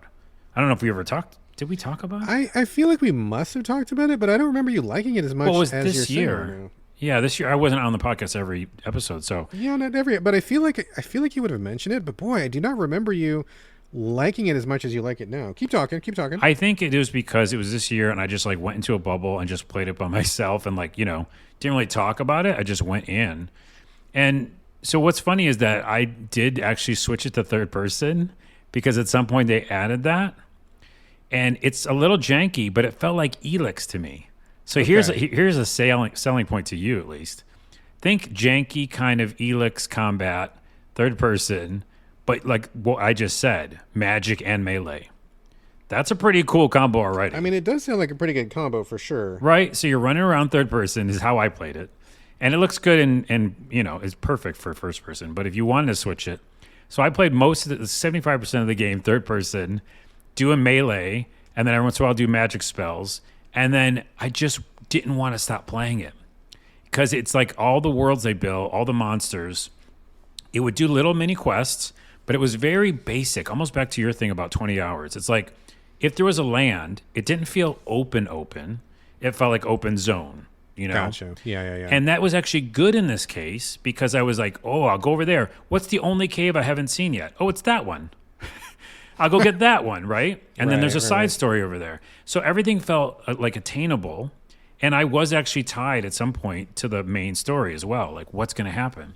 Then they do, like PC Gamer said this, Avowed didn't rewrite the RPG rulebook, but it still gave me some of the biggest gaming wow moments of the year. And I think that explains it well. Like, you're going along, having fun, which is great. But then you're like, what? And it like the whole world changes or something. Something really big thing happens. And you're like, whoa, this is a great game. And then it goes back to like an open zone where you're just having fun. You're not leveling, by the way, doesn't even matter that much in this game. Like upgrading your sword and all the other stuff you would do in RPGs. It's like having fun playing an RPG just for the sake of it. And I never felt like I was under leveled or I had to like do something or grind. You just did stuff. And that is like my biggest selling point. It's like, do you want to just go relax and have fun in a place? Well, that's what this game is. Yeah. And then every once in a while they go, well, you're gonna jump over there and do this crazy thing. Actually, the space time is broken. Like something big happens and you're like, whoa. And then the ending was so cool. I feel like I had agency, like you said earlier, about the ending. It's a fucking great game, dude. It's like really, really good. Wow. And I think people are sleeping on it. I agree. I mean, I remember it coming out and people just kind of being kind of lukewarm on it. I mean, maybe they did some work. Again, best time to play something 6 months after release, but like adding a third person and what you're describing, I mean, I didn't really hear anybody really wowed over it. And so it kind of just fell off my radar, even though I am a really big Obsidian fan. But like hearing you talk about it and with you choosing it as your number one, I'm like, okay, that seems like to me something I should probably go back to. I enough of my boxes are being checked that I think probably this is something that I might find some value in. So, okay, cool. Excellent. I love listening to people's top 10s because I pick up all these recommendations. And I mean, that's a really strong rec for sure. Yeah, I know. Like, I wish I had not played it. You know what I mean? Like, to play it again? Yeah, like this weekend I could be like, ooh, I'm just going to cozy up with it. It's like a cozy little RPG experience. You don't have to worry about a lot of the RPG stuff you normally do. Oh, by the way, and the companions are fun. Like some companions are really crazy, like really weird and interesting, and different Didn't know you even had powers. companions in the game. Oh yeah, sorry, you do. And then you control a little bit about them, but you're mainly controlling your character. Yeah, yeah. Wow. What a game. That is a complete, utter surprise. I never in a million years would have guessed Avowed. I could have been guessing all day long, and I wouldn't have guessed that one. There so, we go. All right, excellent. And what's excellent. yours? Oh my goodness, it's Terminator. It's Terminator Judgment Day. It's no RoboCop. I mean, it's RoboCop. No, I gotta play that. Oh, somebody really mentioned good game. RoboCop, and I'm like, damn it, I keep forgetting RoboCop exists. I need to go you play haven't that. played it. So Haven't good. even played it yet. I gotta mark that down. No, it's not my number one. My number one is The Alters. The Alters. I really like Oh The my Alters goodness! this year. You just gave me a present. Please tell me why, but it's in my queue. I mean, I own it, and I Okay. haven't started yet All because right. of reasons. But tell me why. Tell me. All right. Well, I went back and forth with this one. And quick side note, a lot of the games that are on my list this year, at least 2 or 3 of them, if not more, were games that kind of had like an AI, problem. Like and a lot of these people are like, oh, we used AI in development and then we left it in, oopsie. And that kind of tainted a lot of the games this year, which I didn't care for. But the reason it's still here is because they went back and stripped all the AI out. And I'm hoping that they, like all the other developers ended up taking the AI out. And that's why I gave them a pass. I mean, we got to give room in our life to let people correct their mistakes. We can't just, cancel people forever and ever for making a mistake. There's got to be redemption if they're after it. So, with that in mind, I added it back to my list. Although it was off my list for a while. Okay. But putting the AI thing aside, I think it's a really, really. I think you especially, Carlos, would get some value out of this. Now, I will say, so it's a lot of story. It's about a guy who goes to a planet in space. He crash lands, and the ship gets fucked up. All his crewmates are dead. This is not a spoiler. It's like literally the first 30 seconds of the game. This is not a spoiler. It's the setup of the entire game. And he gets there, and he's got to do shit to survive. And he cannot do the shit he needs with just himself. It's just way too much work for one person. So he clones himself. But it's not just a simple clone. It's the fact that the machine that makes the clones is some kind of this weird time spatial thing or whatever. And it chooses clones from his own timeline that are the choices he did not make in life. So, for example, earlier in his life, he's got this really shitty dad who's like really abusive and he beats up on his mom and stuff. And so he, in the normal timeline, I think he like puts up with it and just kind of like keeps his head down and eventually leaves home. But the first clone that he makes in that timeline, he decided to push back against his dad and he fought his dad and he became a much more assertive person. And so that led to a completely different like life. And so in the first case, when he kept his head down, he became an engineer. And in the second case, he became, I don't know, scientist or something. Right. And so like further on down that line, like he finds this woman and he decides like, I'm going to invest in this relationship. And that leads off to one way. And then if he decides to not invest in the relationship, it leads off another way. And he becomes a different person through each branch. And so that's where these clones come from. They're not just a copy of him. They're a copy of him physically, but they are his other choices from life. And so he's often having these like really interesting discussions and these clashes with people where he's like, why are you like that? And like, what happened to you? And we're so different. And how did this happen? And what's going on? And why can't we get along?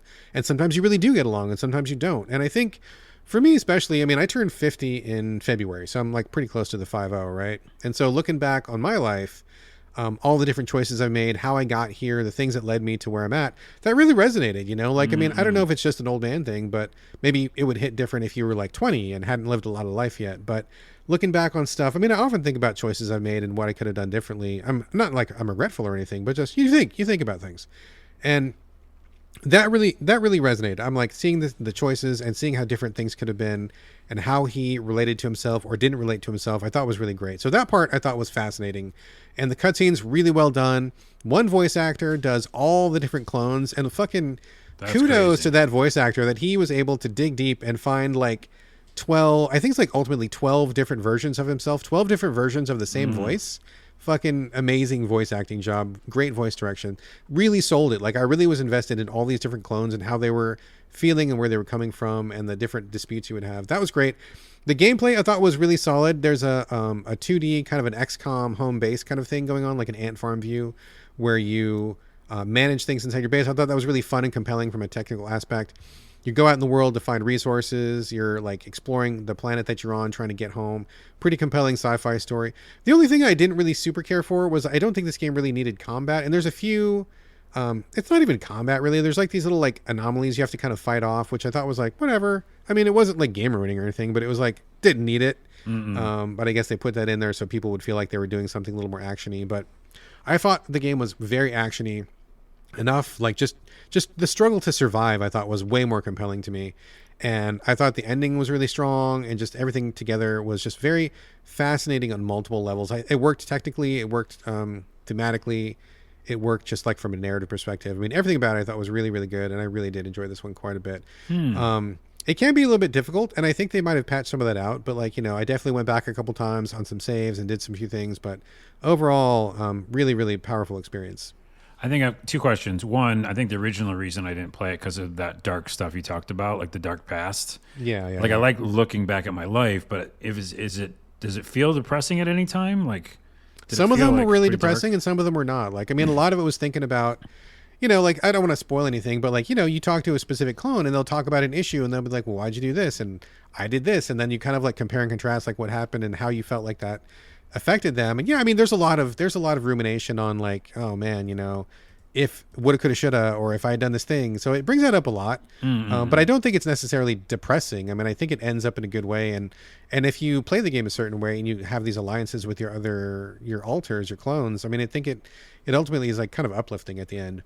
Well, that's what I was hearing from people who play it and saying that they actually got different outcomes too, right? So it sounds like there's at least different outcomes within the game, because someone said, like, I didn't even have that altar of myself, and the other person's like, I had this one. So it's like you can get different parts along the way. Yeah, you're not going to get all of the altars, so you got to kind of pick and choose, and each one is pretty different. So you'll have different interactions. You'll have more contentious or less contentious, or you'll have maybe a better facility towards doing one action or another. So it really depends on who you choose. I mean, I think everybody's going to get like probably the same core, like 6 or 8, but then there's a couple more that are kind of like up to you whether you get them or not. There's a couple I didn't see at all, but I was pretty happy with my canon playthrough, so I kind of left it alone. But there's other ways you could go. I guess I was just wondering about the gameplay too, because it seems like it's a strategy game, right? Like essentially. Yeah, it's like kind of a sim. So you're in the base, and so you're often like thinking about how much resources do we have, what do we need to build. So one example is like, let's say for example you're on this planet where the sun is very close to it, and so you've got to stay in the shade or else you're going to die because you're going to get cooked. And so you've got to get your base moving. It's like the shape of a giant wheel, which is kind of fun. So it rolls. And so you got to get like your base in working order in like 12 hours or else you're going to get, burned to death. And so a lot of what you do is like a little bit of race the clock into like, we need to get enough resources. We need to fix this thing. We need to figure out a way to, I don't know, inflate the tire. And we got to like cross this gap. And what do we do? And so there's all these different choices and like your building and crafting menu. It's not a crafting game though. I don't want to give you that impression. It's not a crafting game. But like, so a lot of it is like a lot of time pressure about like, okay, we've got X resources, we've got X people, we've got X problem. How do we make all this work and to stay alive from zone to zone? So there is quite a bit of pressure. It reminds me a lot of like Frostpunk. If you played Frostpunk, the same kind of same people, same developers who did Frostpunk, and so if that time pressure of like we've got a big problem, we got to solve it in like 9 hours, that really comes through a lot in this game. All right, I can see why it's your number one. I'm going to check it out. Check it out. I mean, it may not be your jam because it can be pretty intense and pretty difficult, but I think ultimately it was worth it. And at least just to see the first couple hours of it, I think would be pretty illuminating. So, all right, there we go, folks. Top 10. We did it. We got there, Carlos. All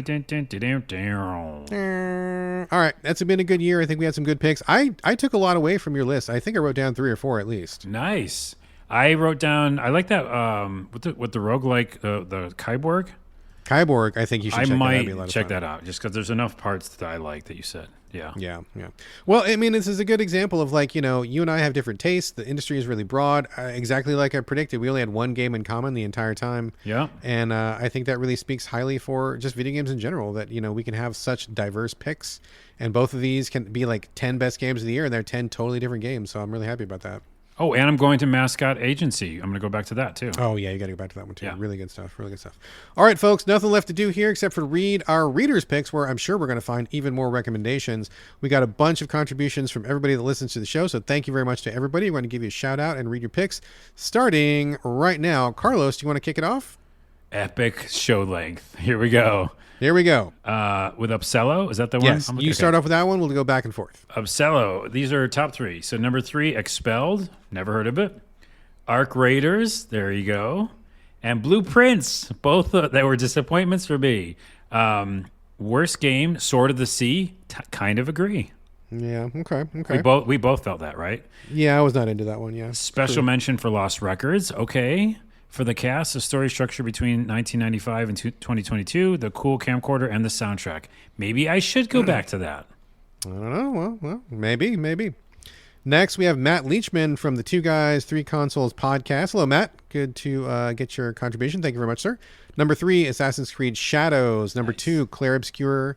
And number 1, Ghost of Yote. So he's double dipping in the open world there, action. Worst game, Death Stranding 2, my brother. Yes, I hear you. And best narrative goes to Ghost of Yote. 2025 had been a pretty decent year for gaming. I'm looking forward to playing Metroid Prime 4. Standouts have been Clair Obscur and Ghost of Yote for me. Nice. Excellent. Dave Jackson from the Tales from the Backlog podcast. Blueprints, again. As Silk number 3. Song, Yeah. number 2. Okay. Number 1, Expedition 33. Worst, Pirate Yakuza in Hawaii, which neither of us mentioned. Fun for the series fans, but unremarkable otherwise. Wildcard, best single sitting game. Many Nights a Whisper. I've heard of it, but I haven't played it. I think it's PC only, which is why I didn't play okay. it. But I've heard a couple people mention that one. All right. Next, Mike Huguenot, and I apologize if I'm mispronouncing that, Mike. Please correct me if that's wrong, but I believe it's Huguenot. I could be wrong. But Mike says his top games were Blueprints and Death Stranding 2. Just goes to show everybody's got their own lane, right? Controversial worst, Silk Song, which almost made me want to stop playing games entirely. Wow. Oh, man. And belated nomination, Paradise Killer from 2020, which he only recently learned about, but loved the world building and lore. Okay, cool. I can see that. Dovetail from the Pages of Play podcast. Number 3, Dispatch.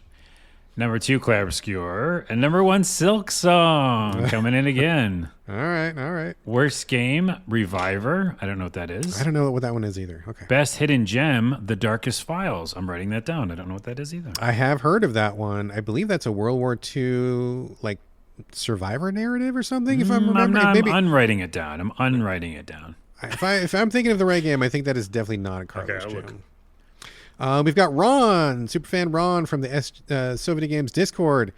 Third place, Tony Hawk's Pro Skater 3 and 4 Remastered, and he gives thanks to Gene Sachs and Mike Susky for recommending it.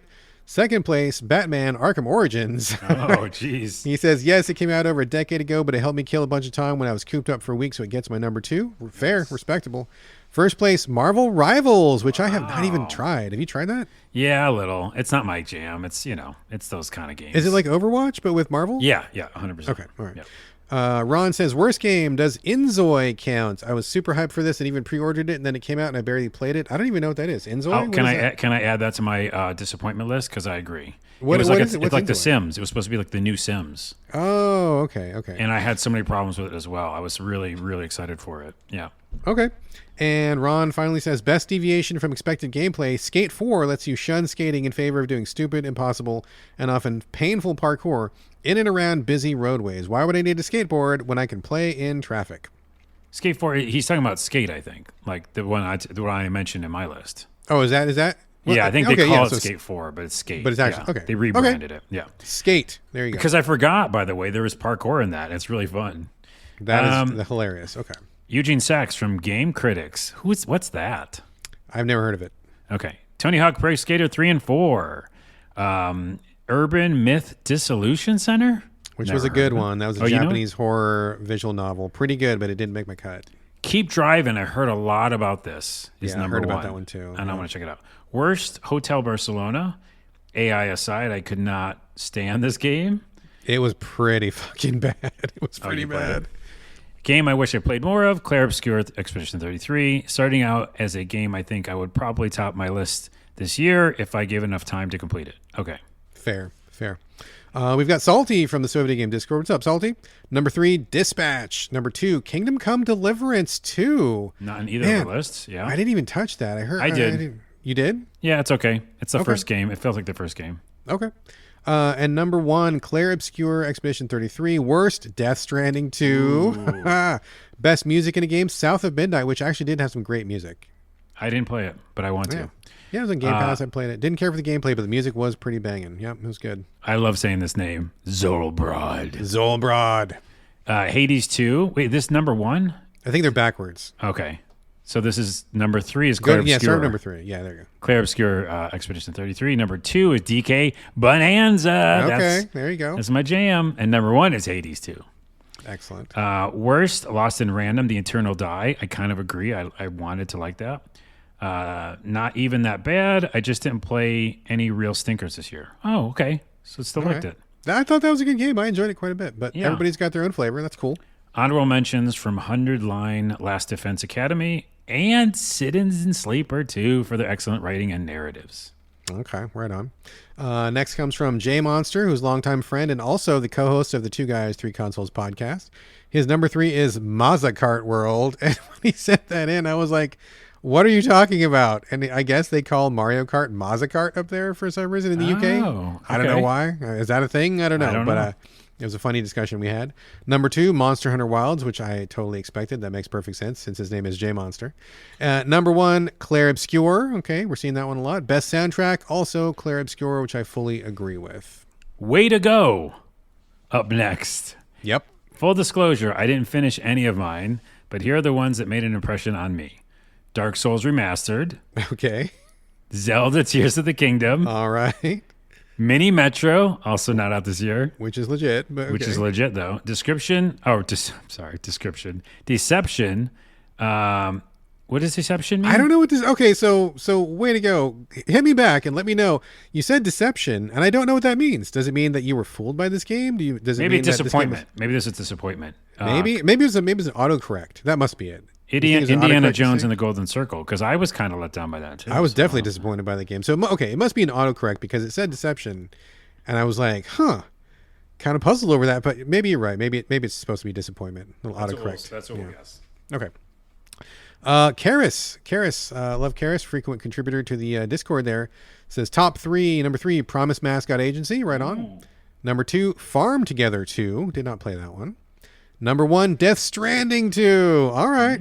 Worst, she says, I don't know, nothing was bad that I played, and things I dropped off of are still excellent games. I just couldn't at the time, because I am weird and my head wasn't in the right place. Things like The Altars, Expedition 33, Blueprints, etc. So nothing for worse unless I can say Starfield again, since I logged in to see if I still have a game-breaking bug, and yes, I do.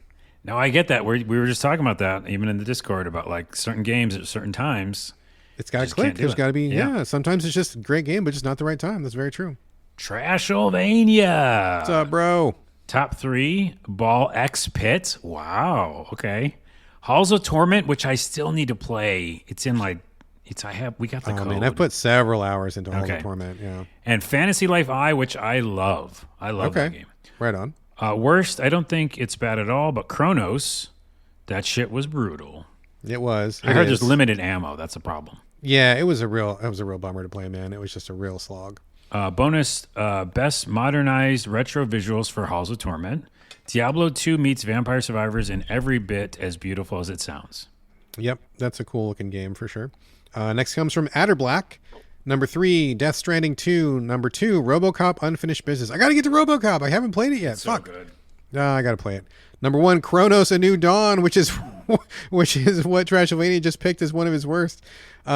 Worst game, Shady Part of Me, which my wife played, and I can understand why he picked that as a bad one. That was really tedious.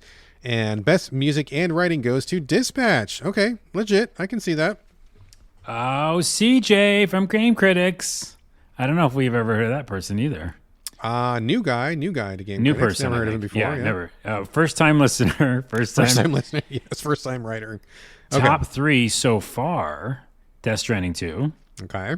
Donkey Kong Bonanza. Yeah. right. Destiny 2 Renegades. Question mark?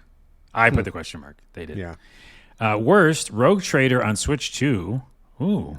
And Glover on Switch. Glover, right? Yeah. That's the way you play as a glove? You are literally a glove, yes. Yeah. Asterisk, just a quick asterisk. I love Rogue Trader. It's a phenomenal game, but not on Switch 2. Right. When he reviewed it for us, I was really raising my eyebrow. I'd be like, what? How's that game going to work on Switch 2? The answer is, it doesn't. Yeah. But absolutely, like, PlayStation, Xbox, PC, amazing game, but just not on Switch 2. Bonus, best Xbox to PS5 port I've sunk almost 80 hours into within the first 2 weeks, Forza Horizon 5. All right. Which was cool that they brought that to PS5. All right. Well, this next, let's see. Next one, Narita Boy. Octopath for number 3. Octopath Traveler 0. Love the HD 2D graphics on Switch 2. So there you go. Got some love for that one there. Mm-hmm. Expedition 33. Favorite action RPG with a stunning narrative and sensational set of music. Gotcha. Number 3. 3, 2. No, it must be number 1. Must be number 1. It's number 1, yeah. Number 1, sorry. Final Fantasy Tactics, the Ivlis Chronicles. Over 240 hours of play, which says it all. My number 1 tactical RPG. Okay. Bonus, best open world game, Herdling. A small indie, but love the visuals and vibes of this game. Running with the herd at high speed at the end of the game felt exhilarating. A masterpiece. All right. Never heard of it. Super fan. I always forget how to do the last Elio name. Elio Campitelli. Campitelli. That's it. 9 Souls, which is the game I never went back to. Okay. This year, Lies of P introduced me to the joys of parrying. Oh, the joys, eh? Debatable, but okay. Yeah, but it was 9 Souls who made me fall in love with the mechanic. Tight combat, interesting setting, good dialogue, and lovely hand-drawn style. Almost every single boss fight got the right balance that makes it feel impossible at first, but by the time you beat it, you've mastered it and finish it almost without taking a single hit. Lady Ethereal is one of the best fights I've had this year. Okay. Anodyne 2, Return to Dust, also a game I've never played but wanted to. I've got no nostalgia to either early 3D platforming nor 8-bit Zelda-type dungeons, but this game charmed me because it's surreal world and bizarre style. It's not a game for everyone because the gameplay can get a bit slow and boring at times, but it makes it up in the story, dialogue, and smart fourth wall breaking department. Okay. It's like a 2D real world thing, and then it turns into 3D. Yeah, it's cool. Okay. Oh, and then Drakengard 3? That's an old game, right? That's an old game, yeah. Yeah. Brad, in your original review a decade ago, you wrote that Drakengard 3 was terrible. Like all of it. In quotes, by the way.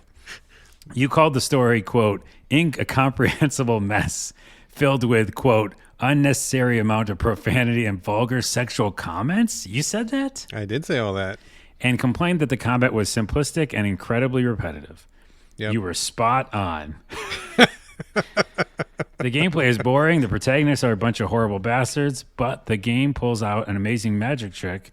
As the characters bitch and moan about the repetitive combat, they mirror your experience as you begin to sympathize and even care for them. I'm reading a novel over here. Yeah. The final ending is gorgeous, but also frustrating and hilarious slap in your face to the player. It's a piece of art, the kind of art that is not meant to be pleasant, but that makes you think and feel. That's epic. I mean, sounds like cool to get there, but oh man, pretty hard to get there. I remember that game very clearly, and I remember incomprehensible mess. Yeah. Ugh. Why don't you read the disappointment? Because I'm tired now. All right. Disappointment. I read a chapter. Disappointment. Dragon Age: The Veilguard. Ugh. I can't honestly say that I was disappointed by Veilguard, since the fact that it was kind of a mess was not so much an open secret, but a fact etched by lasers on the face of the moon. But what I wasn't prepared for was how utterly frustrating it would be. There are a lot of good nuggets in there, betraying that competent writers were involved, but it was all smothered by a thick layer of corporate blandness and mismanagement. Like how it's got some of the absolute best lines surrounded by dialogue that feels generated by AI. Most of the characters were cool and interesting and had potential for great depth, but they got the most tepid interactions that sand off any interesting edges. Nothing in the game had any bite. As 2 morsels of uncomplicated praise, I love how they made Solus into a complex villain, and the game has the best hair I've ever seen in a video game. It does have good hair. And I have to say something really quick, because I did love this game and I beat it, and I know it was a broken mess and development hell, and he's right. Like, there's so many things that are like wrong with this game, but it's Dragon Age. I'm playing it. You know what I mean? Yeah. And so I still like beat this game, but all those things, yes. All right. And Elio's final contribution here, Wildcard. My award for the most Australian game I've played this year goes to Enchanted, Enchanted.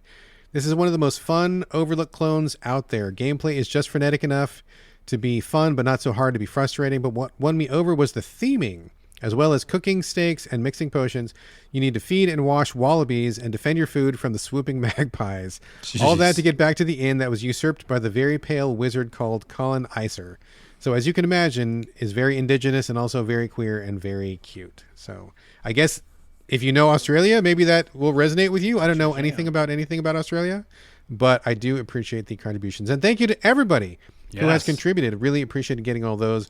Got a couple things marked down here. Carlos, This is a show. This I is think the we did show. it. How you doing? You live? You holding up? I'm just barely. I need food. But I will need say food this: also. I'm starving. asterisk, the last asterisk for real. I lied. Wuthering Waves. Okay. Okay. I've heard Guess of it. what? I've heard of it. It's something I continually play. They just put out an update. We're in 2025 still, and it's I'm obsessed with it again. I have a friend who plays it as well. It's an action RPG like a Genshin Impact. It's a gacha game. You don't have to go pull for the characters if you don't want to. You can just play the campaign. It's an open world. It's just relaxing and fun. I got to put it on some sort of list. People check it out. If you like a free game that's a gacha game, that's not like, I don't know, that doesn't feel like predatory, you know? It's like you can just go have fun with this game, and it's always fun to play. All right.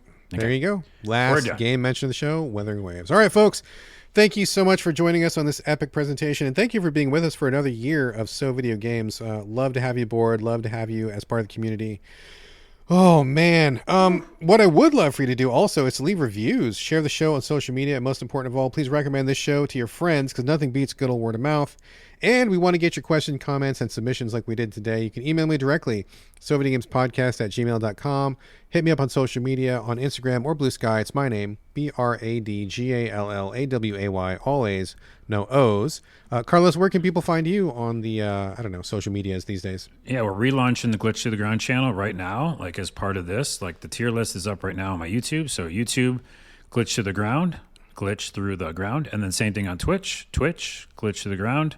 We're going to start streaming a little bit. And on TikTok, Glitch to the Ground. Excellent. Speaking of glitches, we're not going to talk about it now, but we got to talk about Echoes of the End because I played it. I picked it back up because you recommended it, and I have some things to discuss with you. We're not going to do it now, but asterisk that for future episode. Double asterisk puzzles is all I got to say. Puzzles. Yes, puzzles, motherfucker. Okay, fucking puzzles. Anyway, folks, you can also reach me in the So Video Games Discord. As you've heard, we had several Discord participants here on the show. Their contributions. Would love to get you on board. Discord is free of charge for us here at So Video Games. Just drop me a line, and I'll get you into that, and we can continue the conversation. And would love to get you on board to chit chat and do whatever. Let's make some friends. All right, folks, that's going to do it for episode 468, the Game of the Year episode. Thank you again for joining Carlos and I here on the So Video Games podcast, and I'll see you next year. And I'll see you next year on the Glitch to the Ground channel. Come check me out, y'all. Oh, I'm tired. Oh, my goodness gracious.